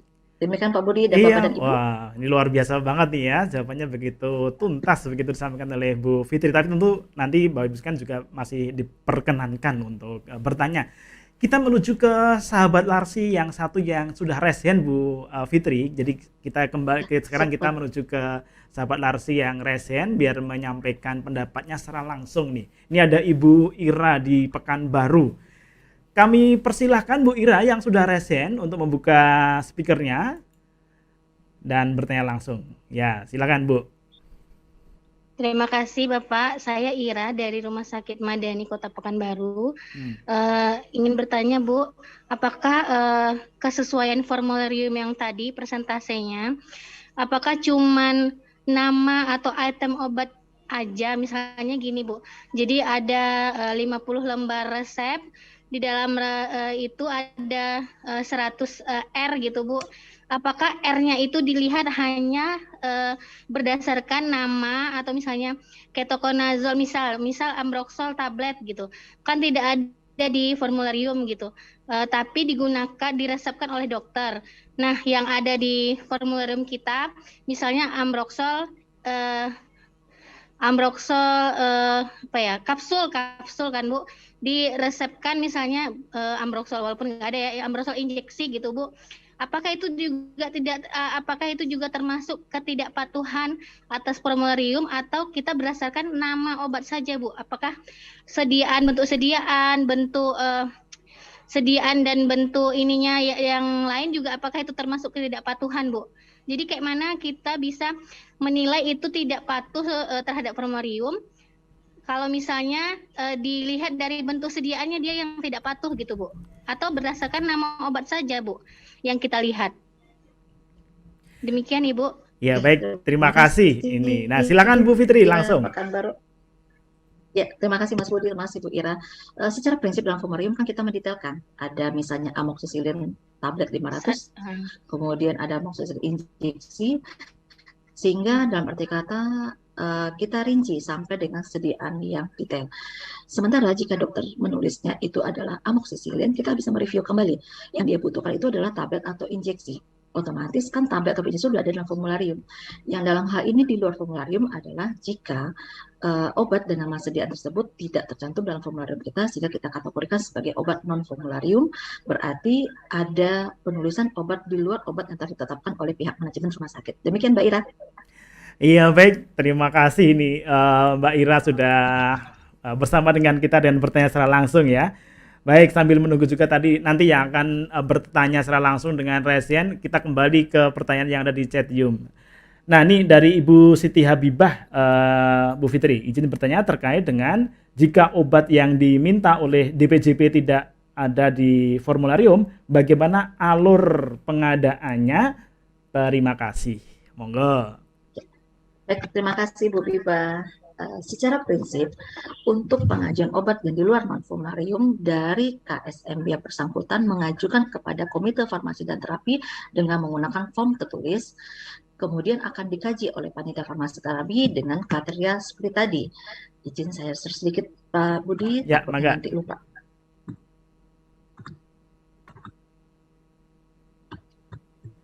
Ya.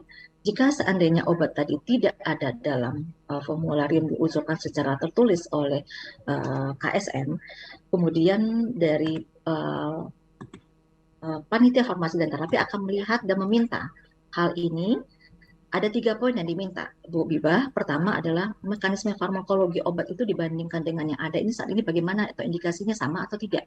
Yang kedua adalah alasan mengapa obat yang diajukan lebih baik dari yang sudah ada. Misalnya amoxicillin 500 lebih baik daripada kondisinya obat X. Apa alasannya? Padahal sama-sama dengan isi yang sama dan kandungan dosis yang sama. Dan yang ketiga akan diminta adalah bukti ilmiah dari pustaka yang mendukung perlu adanya obat dimasukkan ke dalam formularium.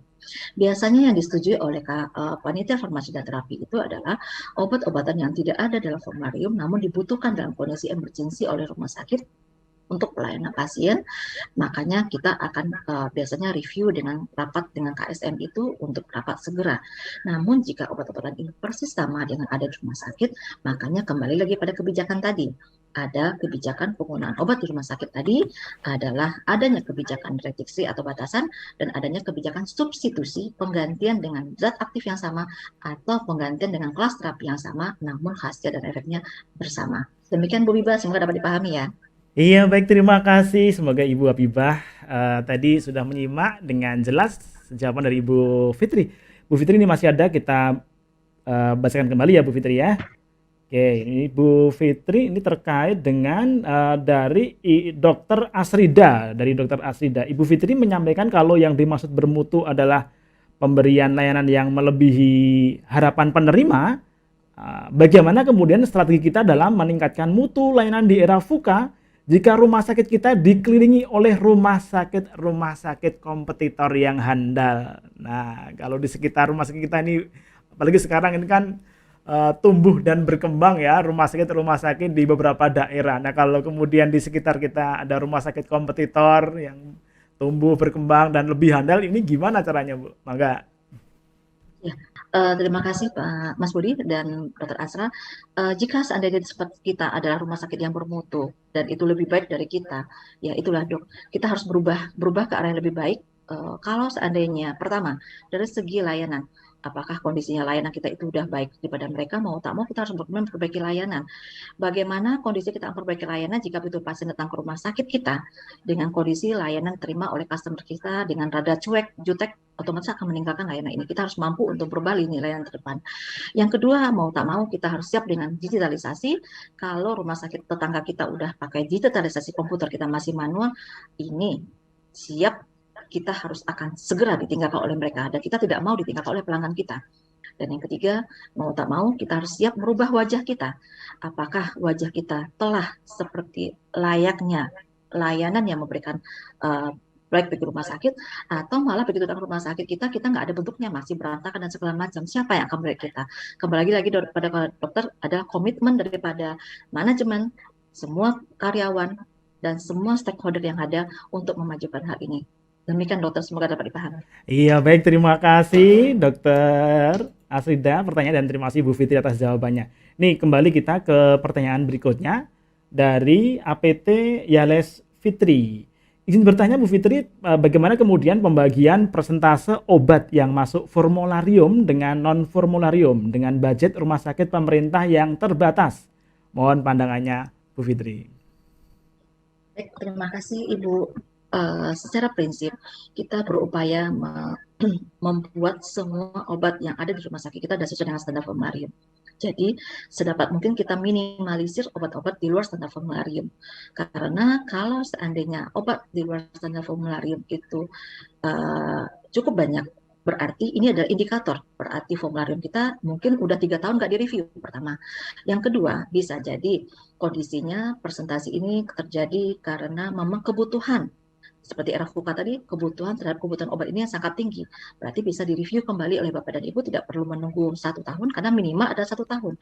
Jika dalam kondisi 3 bulan harus perlu direview, kenapa obat di luar standar ini lebih banyak, kita review. Apakah ini dibutuhkan, berarti kondisinya kita akan review, akan menjadi standar formularium, dan kita bisa mengeluarkan obat yang memang secara sulitnya tidak diperlukan, bisa keluarkan dalam standar formularium. Makanya notice bahwasanya review minimal 1 kali sekali, semakin sering dilakukan akan semakin lebih baik. Namun seringnya dihadapi rumah sakit adalah apa? Waktu ngumpulin semuanya susah. Namun kita harus berupaya minimal 2 kali setahun atau melihat keadaan rumah sakit. Tapi kita berharap Ibu upaya untuk non formularium kita minimalisir seminim-minim mungkin. Demikian Ibu, semua dapat dipahami.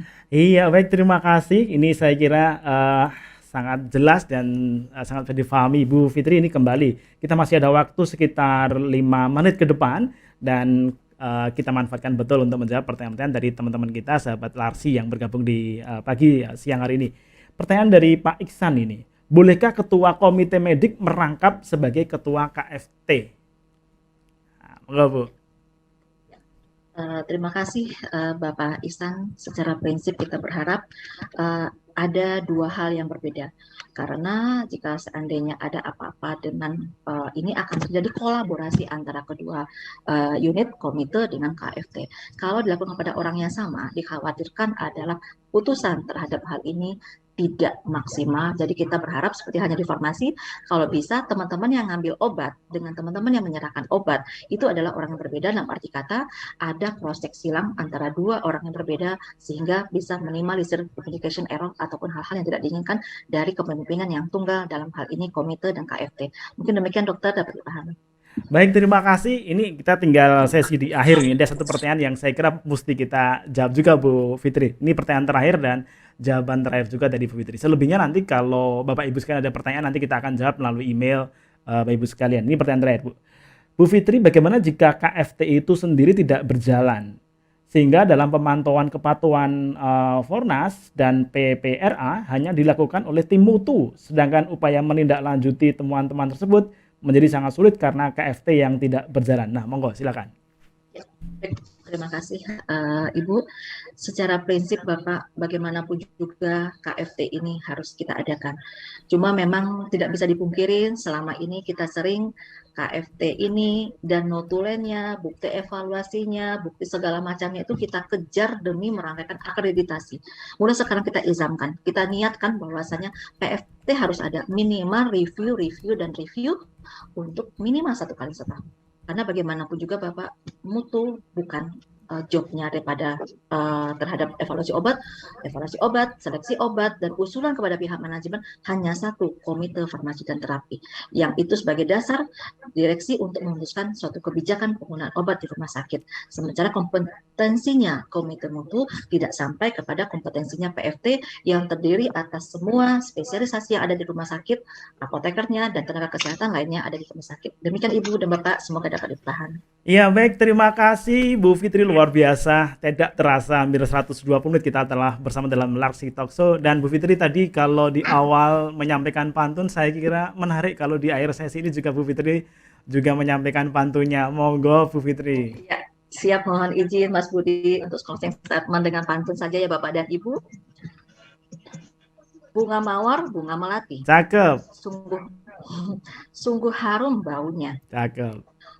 KFT rumah sakit harga mati. Ya. Untuk hasil yang tiada duanya. Wow, luar biasa. Saya juga ada pantun buat. Satu lagi nih. Saya dulu balas dulu Bu Fitri ini. Ini buat Bu Fitri nih. Buah duku, buah kedondong. Bu Fitri memang keren dong. Cakep. Silakan Bu Fitri, pantun penutupnya. Balas lagi, ya siap. Burung nuri, burung pipit. Cakep. Terbang di depan pintu. Efisiensi rumah sakit melalui obat. Dapatkan layanan rumah sakit yang bermutu. Luar Salam biasa. Larsi. Salam Larsi. Baik, terima kasih Bu Fitri atas paparannya. Terima kasih atas jawabannya. Bapak Ibu sekalian, sahabat Larsi dimanapun Anda berada. Kiranya demikian Larsi Talkshow kita di seri yang ketiga ini. Dan sebelum kita akhiri, kami sampaikan bahwa Bapak Ibu sekalian yang akan meminta, atau tadi banyak juga yang di chat room bertanya terkait dengan bagaimana pendampingan survei oleh Larsi, maka silakan Bapak Ibu untuk simak di website Larsi, larsi.id. Sekali lagi buka di websitenya Larsi, larsi.id. Jangan salah ya, Larsi. Nanti di bawah ini ada ini www.larsi.id, kemudian juga Facebooknya di Lembaga Akreditasi Rumah Sakit Indonesia, Twitternya di Larsi ID, kemudian YouTube-nya di Larsi, Lembaga Akreditasi Rumah Sakit Indonesia. Bapak Ibu sekalian yang terlewatkan informasi, pengetahuan, dan juga paparan tadi, nanti bisa kembali dilihat di YouTube-nya Larsi. Ingat, YouTube-nya Larsi adalah Larsi, dalam kurung Lembaga Akreditasi Rumah Sakit Indonesia. Nah, jadi jangan berhenti hanya di Larsi, tapi lengkap. Larsi, Lembaga Akreditasi Rumah Sakit Indonesia. Nanti seluruh video ini akan ditayangkan di sana dalam beberapa saat setelah acara ini selesai. Dan berikutnya yang Bapak Ibu sekalian, daftar hadir akan kami tayangkan. Silakan nanti segera mengisi daftar hadir di chat room. Dan berikutnya juga jangan lupa untuk memberikan masukan, saran, tema, atau apapun begitu kepada Larsi dengan cara scan QR code yang satu ini. Tapi nah ini sudah muncul. Silakan Bapak Ibu sekalian untuk scan menggunakan HP Bapak Ibu sekalian. Nanti Bapak Ibu sekalian kami mohonkan memberikan masukan, ide-ide, gagasan, dan ataupun yang lain kepada Larsi agar kita selalu bisa menjadi mitra baik Bapak Ibu sekalian, mitra baik untuk menjaga dan meningkatkan mutu rumah sakit di Indonesia, terutama di era VUCA. Baik Bapak Ibu sekalian, kiranya demikian diskusi kita, Larsi Talkshow kita di segmen ketiga ini. Dan jangan lupa terus bersama dengan Larsi dalam acara Larsi Talkshow. Kalaupun Bapak Ibu sekalian akan bertanya, berdiskusi lebih dalam lagi terkait dengan Larsi, silakan kontak narahubung Larsi kita di Ibu Titi Kurniati 0815-8633-7103 dan juga Ibu Mintarwati 0812-8122-092. Larsi siap mendampingi Bapak Ibu sekalian. Larsi siap menjadi mitra terbaik untuk menjaga dan meningkatkan mutu rumah sakit Bapak Ibu sekalian di seluruh tanah air Indonesia. Terima kasih, mohon maaf sekali lagi Lavan, saya Budi Santoso mengantarkan 120 menit Larsi Talkshow di episode yang ketiga agar rumah sakit itu memiliki strategi yang hebat dalam meningkatkan mutu di era VUCA. Terima kasih. Assalamualaikum warahmatullahi wabarakatuh dan sampai ketemu lagi. Waalaikumsalam.